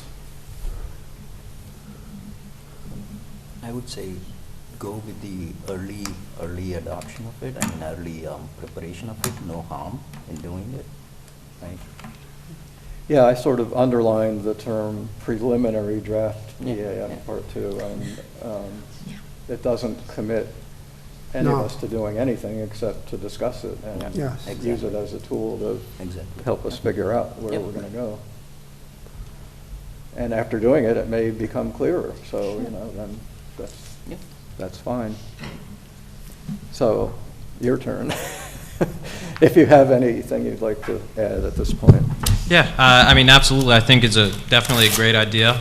The reason I popped out of my seat, I heard those magic words, positive declaration, and I'm thinking, whoa, it's too early for that. But no, look, to guide the discussion, absolutely. I think that's reasonable. And the only thing I ask is, and I think this goes without saying, it will be based on what's submitted sort of after tonight, right? Like you guys have things, but if things change or Glenn speaks to Liz or whatever the case is, we want it to be the most recent, obviously. I mean, that goes without saying, but I just want that. Of course. Yeah, and we'll talk in a minute about the possibility of retaining a hydrogeologist. That, too, we'll have to factor into our point of view, and that may take a little bit of time to get that in place. Yeah, absolutely. So, all right, well, thank you for that. Thank you for that input. So, having gotten some good feedback on that, perhaps somebody would like to make a motion authorizing CPL to prepare a preliminary underlined draft EAF Part 2, strictly for the board's review and discussion at the February 13th, 2025 meeting. So moved. Second. Felix moves it. Kevin seconds it. Any further discussion? All in favor, please say aye. Aye. Aye. Any opposed? Any abstentions? So that carries 6-0. So now, this question about retaining a hydrogeologist. First of all, I thought it would be helpful for everyone's edification just to say that hydrogeology is the study of groundwater, basically. It's like, how does water move around? How does it get into the ground? How does it recharge? How does it flow in the subsurface, through aquifers? And how does groundwater interact with the surrounding soil and rock? That's the geology part of it. Hydrology, on the other hand, is more generally the study of water. But they're both important. But a hydrogeologist can basically, as Liz has been saying, help the board figure out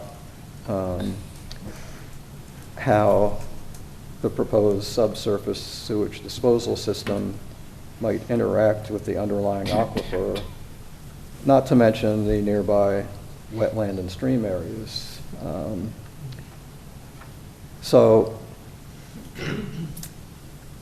But I thought maybe it might be helpful if Dominic and Liz could maybe explain the process for the board retaining somebody like a hydrogeologist. So like, what steps would we need to do to move ahead with something like that? It would be similar to the process that the board went through for the telecommunications consultant. Yes. In connection with the cell tower proposal and the board's input that you received in that case.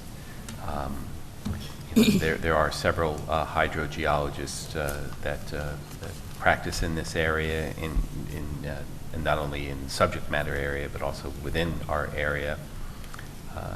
I'm aware of several. I don't know to the extent that they're taking on additional work or their availability, but similar to last time, we could work together with CPL and perhaps reach out to various individuals to see if they would be willing and perhaps to submit a proposal to the town so that you could consider that. And then similar as to the telecommunications consultant, selecting one and finalizing that so that you could bring them on board and they could start reviewing the project.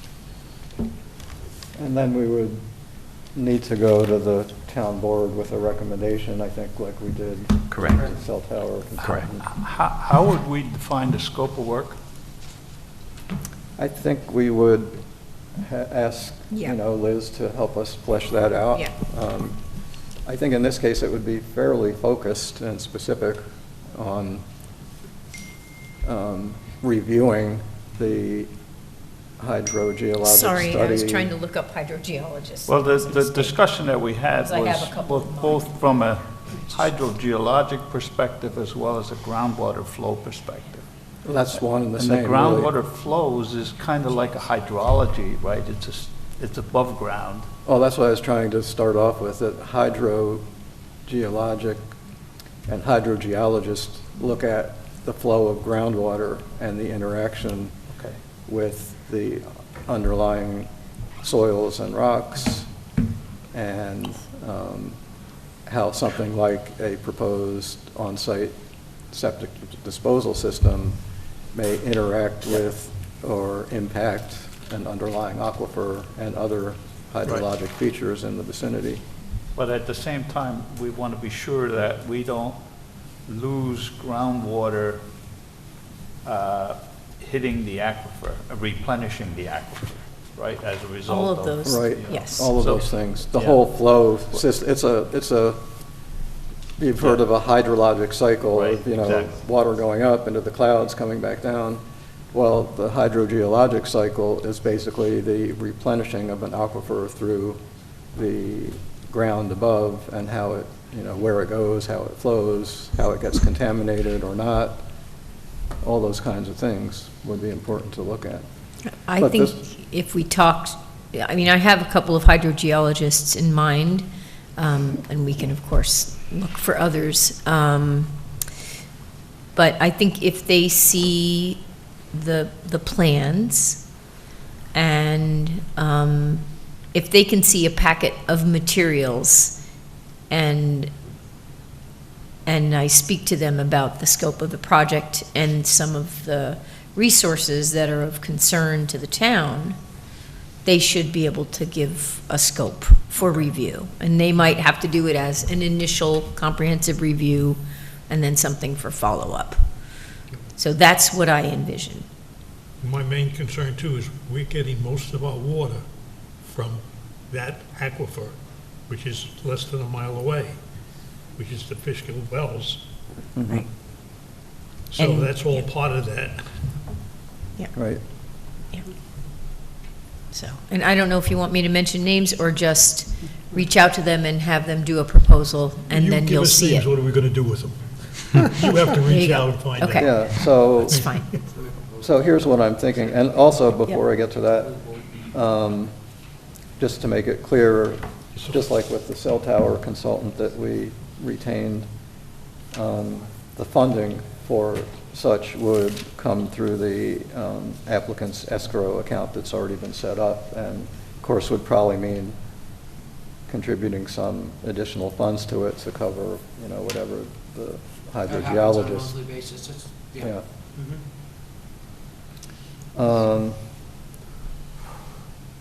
All right, well, so it sounds pretty much like there's consensus on the board that we should Yes. retain a hydrogeologist. So,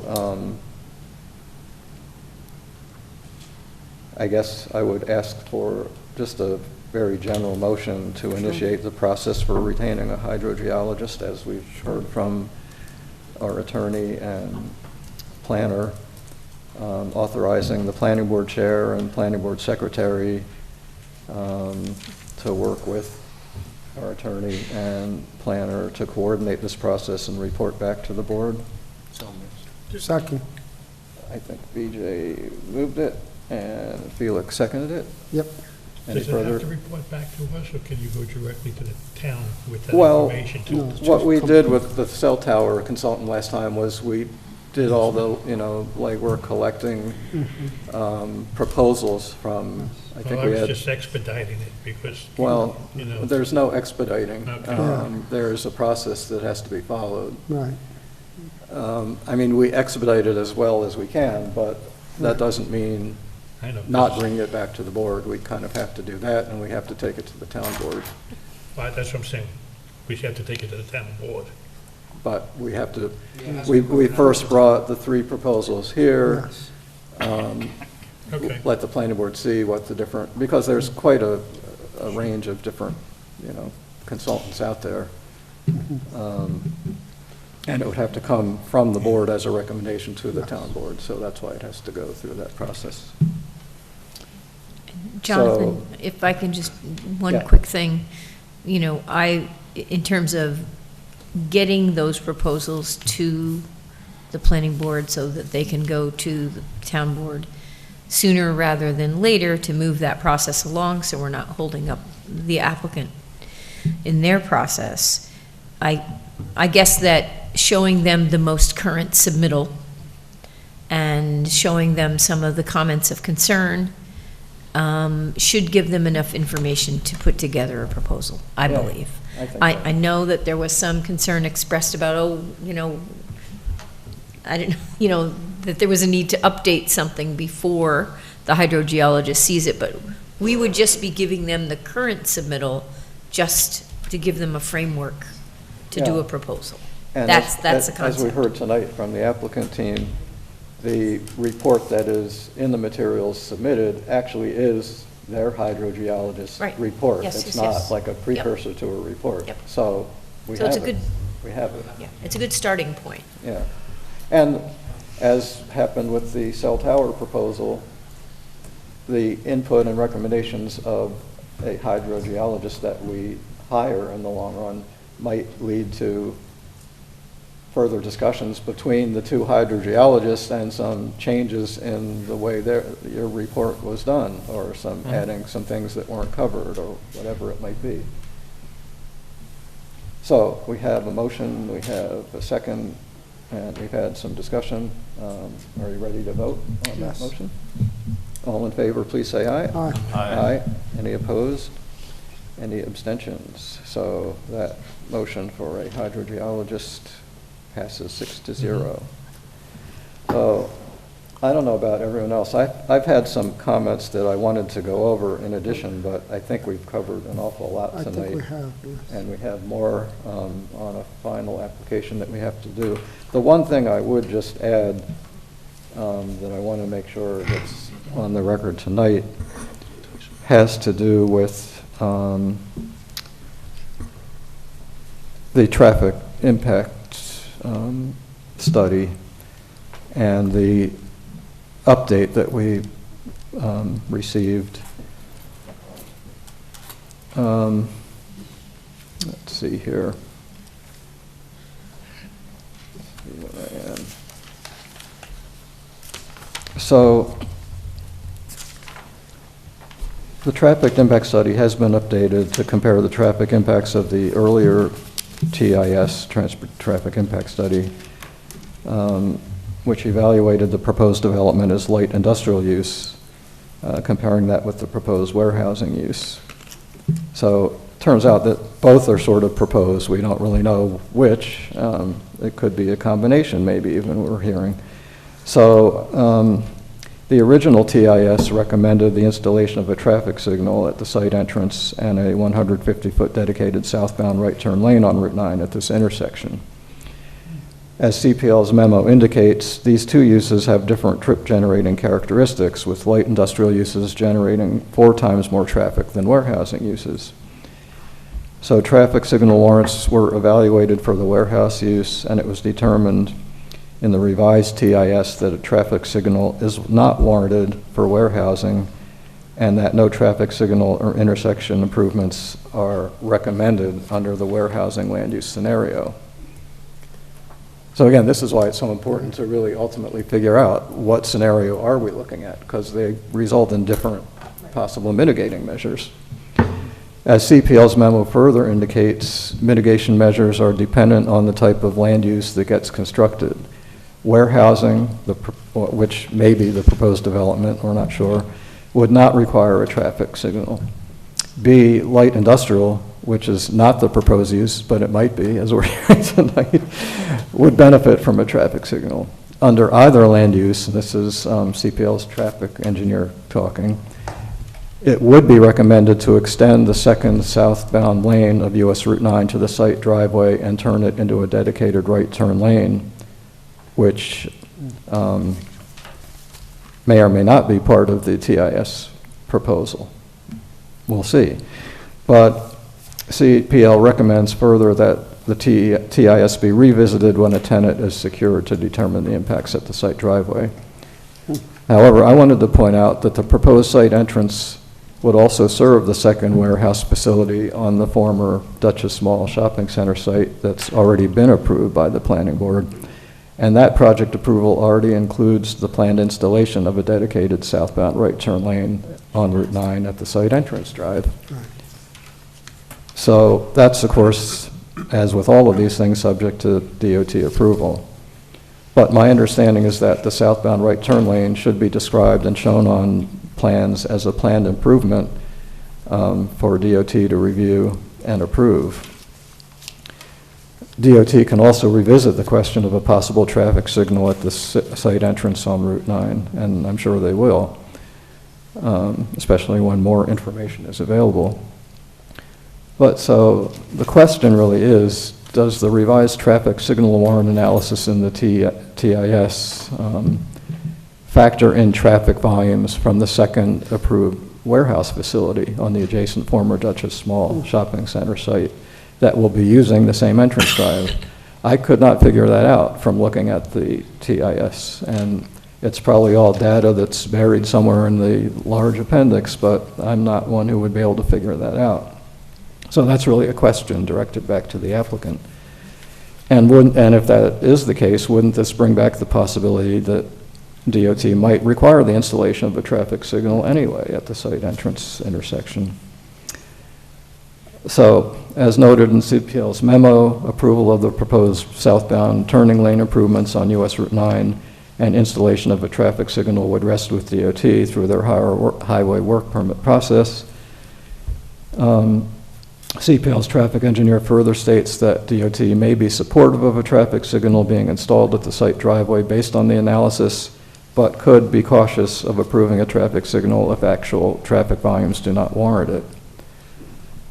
So I don't want to really put DOT in the same position that the planning board is in. I'm hoping that by the time DOT actually gets a hold of all this to digest and figure out what's going on, it will be clearer what the proposed uses are. But again, the planning board has already indicated support for both installation of a southbound turning lane on Route 9 and installation of a traffic signal at the site entrance on Route 9, both of which could improve safety at this portion of Route 9 southbound, which transitions very quickly from 2 lanes to 1, of course subject to approval of DOT. So sorry for the long-windedness of that, but I thought that was important to talk about tonight and make sure it was out there. Can I just ask a question, just to make sure I understand? I think A just trying to question to summarize my it. question? Yeah, well, I just want to make sure, I think what you're saying is you want to verify that the traffic study that was done for the adjacent development, how it was utilizing that southern driveway, and Yeah. whether or not our traffic study included that Yeah. volume. Yeah. I'll go back and double check the traffic report, but I believe the traffic report that was done for the adjacent development, they're not utilizing that southern driveway. I think the highway modifications that they're proposing are at the next driveway north. Well, I'll no, verify that's that. not entirely true. I remember because we reviewed it not too very long ago. So the southern mall access, which is your site entrance, would be used by the already approved warehouse primarily for the incoming traffic coming down Route 9, which is why the southbound turning lane was actually part of the approval going into the site. The trucks exiting that warehouse would go through the interior part of the mall, shopping center, whatever it's called, and go to the central access to exit back onto Route 9, primarily northbound, which is why DOT did a traffic signal warrant at that central access point, and it was recommended, and DOT is looking at the possibility of improving a new traffic signal, because there used to be one there before it was removed, looking at a new traffic signal at the central access point. So it's both access points that the approved warehouse facility will be using, but the southern site access, which we're now talking about for your facility, would be their primary way of accessing their site. So I think a description of how our traffic study incorporated the adjacent development traffic study would help better define it. So, yeah, at least to clarify it, yeah. Yep. Which may, if it wasn't factored in the way I'm thinking it should have been, it possibly could bring back the signal warrants based on volume for that southern traffic signal to be installed at your site entrance, regardless of the industrial versus warehousing use. Understood, thank you. So, that's, I think, all we should really do tonight on this particular application, because we have another one to get to. So, unless you have further questions? Just two very quick housekeeping questions. I don't want to keep too much of your time. Just so I understand the hydrogeologist approach, so that will be the behind-the-scenes work done by Liz, and then it will come back at a regular meeting of the planning board for you guys to discuss, and then recommend it to the town board. Right. Okay. And then my other question, regarding, I know there's been a change of the guard and engineering firms and all that. I'm assuming that will be relayed to our consultant who to speak to and everything like that offline, correct? Yeah, for engineering, specific engineering work, there will be a new engineering firm, MJ Engineering, which is a local firm.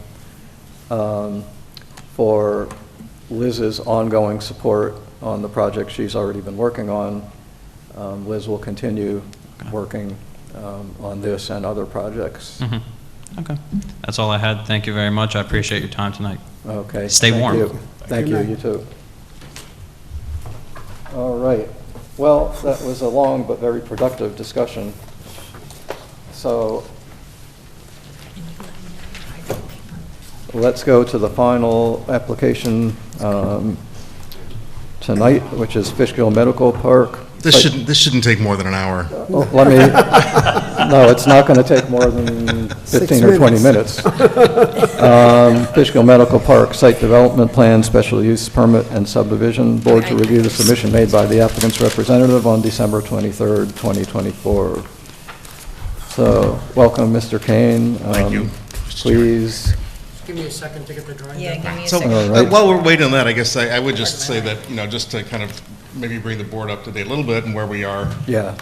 We've made some revisions based on the comments, added, added some notes for really kind of clarifying some of the detail. So the plans align with the EAF in terms of the specific call-outs and specific, again, additional information like more direction to the contractor about where the wetland buffer is and not to disturb it. So those types of clarifying notes are now on the plans. Added some more pedestrian sidewalks. We got our bike racks on the plan, right? They found it. I saw those. Yes, right. Again, continued additional. I guess probably the biggest thing we did is Bill Pulwell's office, or Bill, did a fair amount of work on the SWIP. We conducted additional testing and added additional details to the stormwater management design. In fact, John's not here, but we've answered all the engineering questions. We have but one. We still have to just give more details on the sewer connection and how that's finalized. The rest of the engineering has really been resolved. And as we know, the traffic has been resolved from the last. So we've made good progress there. We're really, there's not not a lot of, I think, of real detail there. There were some subdivision things I wanted to talk to you about, but given the hour, probably won't deal with those this evening. But really, again, we think we've made good progress in responding. Again, we have some comments from Liz, but I think they're really very, very minor in that sense. So why don't we let Liz go through CPL's memo? Yeah, and I guess I'm also interested to know if there are specific questions that you need the board to answer. I think you'd want to know those too. Why don't you go through the CPL Okay. memo and then we'll Okay. see where we need to go. All right. Okay. Let's see. Well, the submittal was noticeably revised. Very helpful. Planning board already classified this as an unlisted action. It's been circulated. Although it was only just recently circulated. That's okay. Okay. Yeah. Yep, that's fine.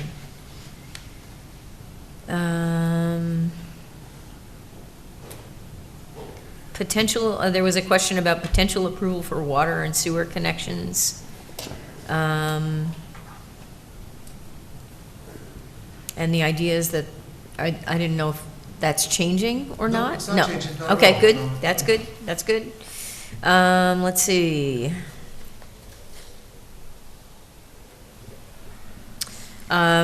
I'm reiterating number 6, the whole concept of moving forward with the whole sidewalk contribution. So I'm just kind of reiterating that. Some revisions need to be done on the lighting sheet to get rid of some hot spots. I noticed that it doesn't look like you have an answer yet from SHPO, Cultural Resource Information Still System, waiting so their response, we'll still need that. I know that you had a big, contingent of materials for that, so maybe it's taking them a while to go through it. And under Site Development Plan Code, I'm just trying to think if there's anything that really stands out as something you need to hear from me about. I had some questions about impervious surfaces and the values that were presented and how they were presented. If you can kind of clear those up a little bit. We'll address And that. I tried to kind of come up with some reasoning on that, and I want to run it by the board, basically. Well, we're gonna fix it so it's not gonna be an issue, so we can Okay, move on from fine. that. It looks like it's not going to be an issue, it's just, I was considering both lots together, but if you can fix it, that's better. We're gonna fix it. Okay, that sounds good. One was 12.2%, which is 0.2%. Don't worry about so it. It's not a big deal. Okay. Sign design is coming. And then I'm going to do a closer look at complete streets. I think you've addressed quite a few of those, but I'm suggesting take a look at those. One of the suggestions has to do with bricks, pavers, textured surfaces, to consider that.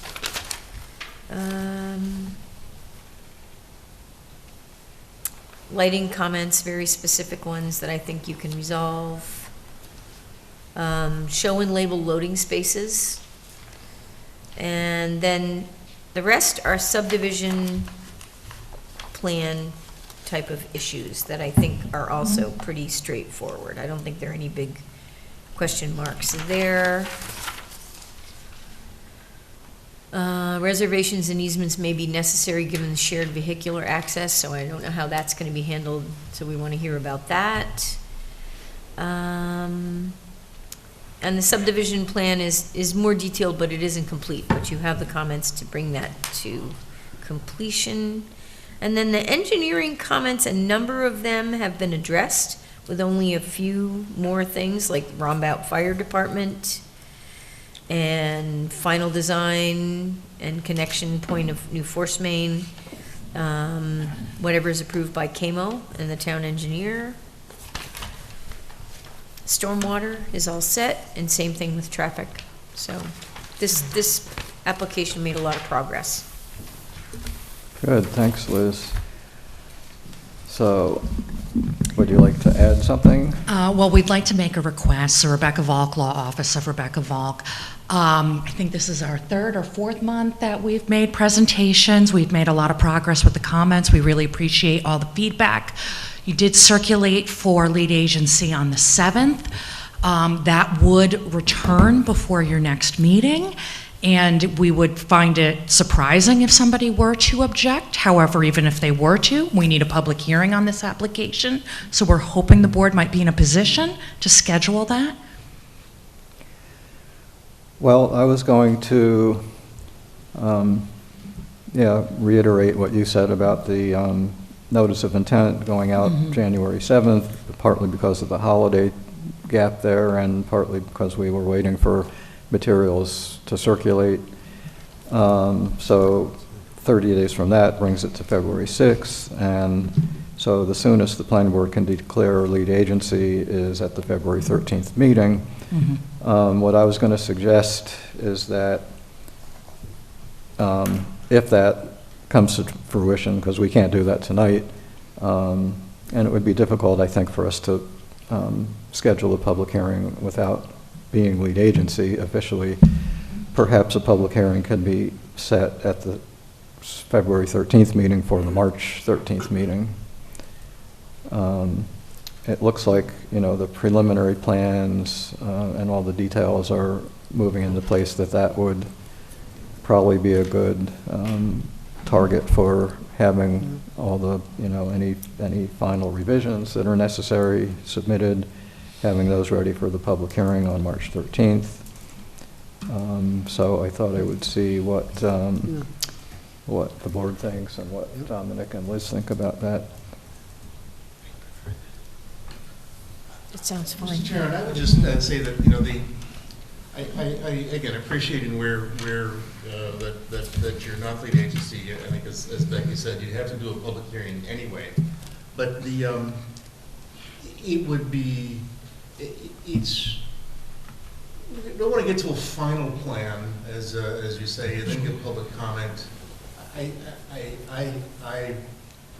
a big supporter of getting public comments, and I think the regulations are very supportive, getting the public comment before we have that final plan, so we can incorporate what the public has into it along with your comments. And that's why I think the request would be to earlier is better. So if it's possible to get that at the next meeting, I think it gives us all more information to work with.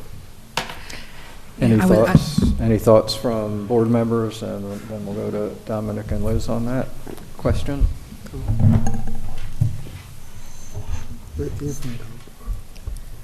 It's really up to the board at this point, see whether or not you feel ready. Of course, the lead agency circulation just went out. There may be, in addition to, I agree with Rebecca. It's highly unlikely that anyone would contest lead agency. That doesn't seem to happen much anymore.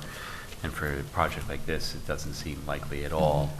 But one of the things that often happens during lead agency circulation is the board does get comments potentially from other potential agencies or anyone that received a copy of that notice. And so without having the benefit of that, that's one piece that's outstanding. And it would be a departure from the board's typical procedure. But you do have the ability to do it if you so choose. I guess I'll wait to hear the remaining comments from the board before I speak further. What do you think, Liz? And so if the board was to open the hearing outside of their normal process, I guess they could always continue it, but again, I know it's not the board's normal practice. And the other thing is having those agency comments, so. The other thing I want to add into that discussion is, so we had talked at the last meeting about the applicant's offer to donate funds in lieu of building a sidewalk on Snook Road, and then we talked about the applicant setting up a meeting with the town supervisor, town highway superintendent, and myself as chair of the planning board. So I wanted to see what the status of setting up such a meeting would be and what the timing of it might be. And I've reached out to the supervisor's office, haven't heard back yet, and as soon as I do, then I'm sure we'll be able to get together. All right. If you see him, you could ask him as well. Well, knowing I have a call in there, I actually got an email from the supervisor's secretary kind of indicating that you had put a call in, and it was like, so what do I do with this? So I sent him back. I sent him an email basically explaining what the proposal was about and that it would require the town setting up some kind of a sidewalk fund that could be used on sidewalks around the town. And there are plenty of recommendations in our comprehensive plan update for doing that. Whether it would be ultimately used on Snook Road or not remains to be seen, but so I think they know that a meeting was attempted to be set up, but I think you're going to need to do some coordinating because there's also the highway superintendent, and I copied him on my response to the supervisor's office, so I actually got a nice response from Carmine Beck saying, well, this sounds like an interesting idea, keep me in the loop. Well, that's what we're going to try to do. Thank you. Just one other comment I'll make before the board makes a decision is I fully understand and respect the comments regarding that in response to a lead agency, you may get comment. We're anxious to have the public hearing to get comments from the public. If we do get comments from the lead agents, other agencies that are interested, we can coordinate all that in our next review as well. I don't know that they necessarily have to go one right after the other. Well, so what do board members think? Because it'll be up to us to decide if we want to stray from our normal practices. And when we do, I always get uncomfortable because then it's like, well, next time somebody else will ask for that and it may be less ready than this one or that one. Mr. Chairman, I always like having comment early, but I think we've been doing it a certain way for many years, and I think we should stick that way. We'll wait till we're lead agency, and then we'll think about it at the next meeting. So I'm not looking to change from our normal policy at this point. There's also the possibility, I'll just throw this in and see what Liz and Dominic think, but let's say we do hold the public hearing March 13th. Meanwhile, you'll have plenty of time and chance to get the plans in really good detailed shape, that it might be possible then, following the public hearing, for the board to authorize a resolution. Well, first we'll have to do, seeker documents, but authorize a resolution of preliminary and conditional final approval together. That would totally depend on, the comfort of our consultants and the board with the way the plan is shaping up, but it's quite possible that that could happen. It's a pretty large-scale development compared to how we sometimes do that, but that's more of a case-by-case thing than practice and procedure, so that's certainly a possibility. So I'll make one other request, is that if you are, I know, I might be getting greedy. First time you've heard from me, I'm making all these requests. That's all right. So if in February, the sole action that we believe the board will be taking is to declare lead agency, would you be so inclined to tonight vote to set the hearing for March 13th? No. So we have that date? No. Okay. Good try, but I mean, it's pretty clear that, That was good. I don't see any reason why the lead agency designation wouldn't happen at the February meeting. I mean, it's basically just 30 days will have passed unless something comes up where we discover the project totally has to be done a different way than we conceived it, and that's not likely. So. All right, that'll be my last request. My watch died because it's so late, lost its charge. So I can't even tell you what time it is. Oh, 11:10, I won't make any more requests. Yeah, that's good. I appreciate that. All right, so we'll wait to hear back from you, Jeff, on the meeting, which is, I mean, that's not quite as critical to the, getting the site plan in shape, but it's important to get feedback from the town supervisor and highway superintendent. I think they'll be quite happy about it, actually, and see if we can work out maybe you can give some good suggestions on how a fund like that could be set up. The subdivision questions I had, and I don't know, they've appeared a couple of times in Liz's comment letter. One is about staking on the site, and the other is about monumentation.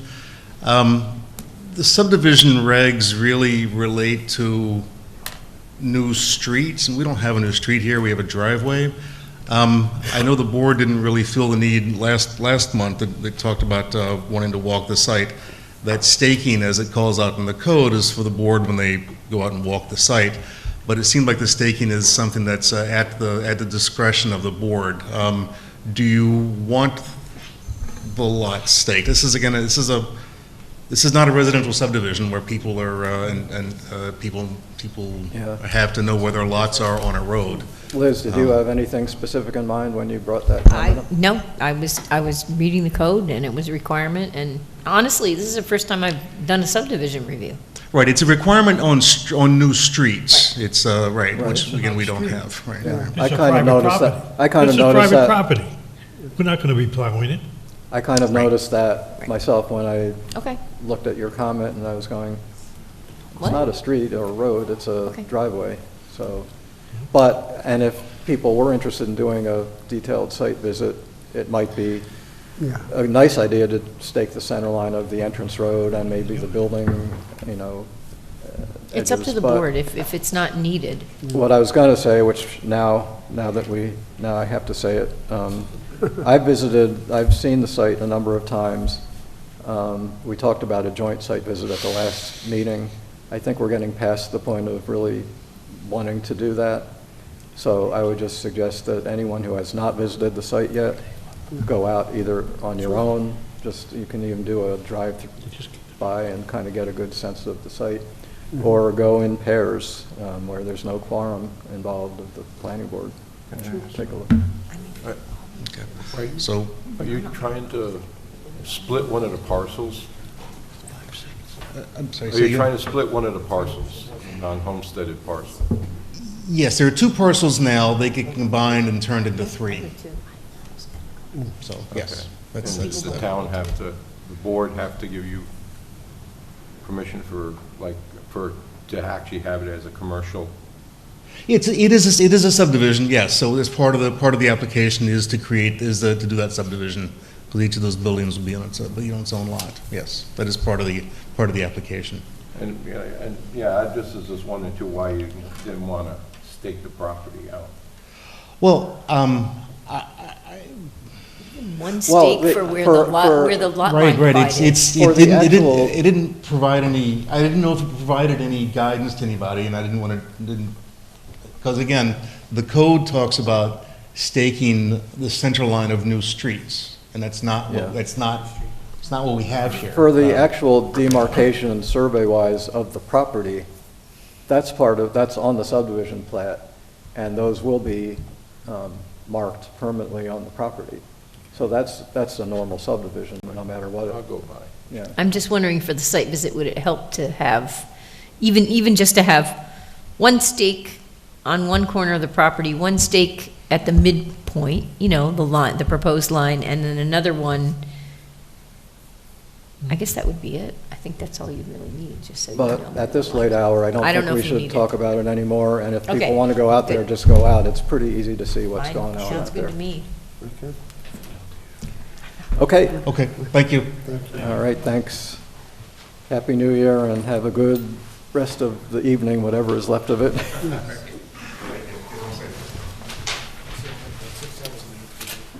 All right, so there are no more business items. We talked a lot about the transition from CPL to MJ Engineering. I did send out an email to the board, so any questions, feel free to ask. And also quickly, the ZBA public hearing on the planning board's application appealing the determination of the town building inspector is scheduled for January 21st. So Sarah Wilson will attend. She did attend the previous meeting held on December 17th, presented the planning board's application. So Sarah will attend the public hearing on the 21st, and I hope to be able to attend also. So that's about it. All right, very good. So anything else members would like to bring up? Nope, motion to adjourn. Okay, motion to adjourn. Is there a second? Yes, Fred. I'm gone. We're all done. Okay. Thank you so John. much, everyone. Thank you all. Thank you. And thanks, Liz. Yeah, thanks for all.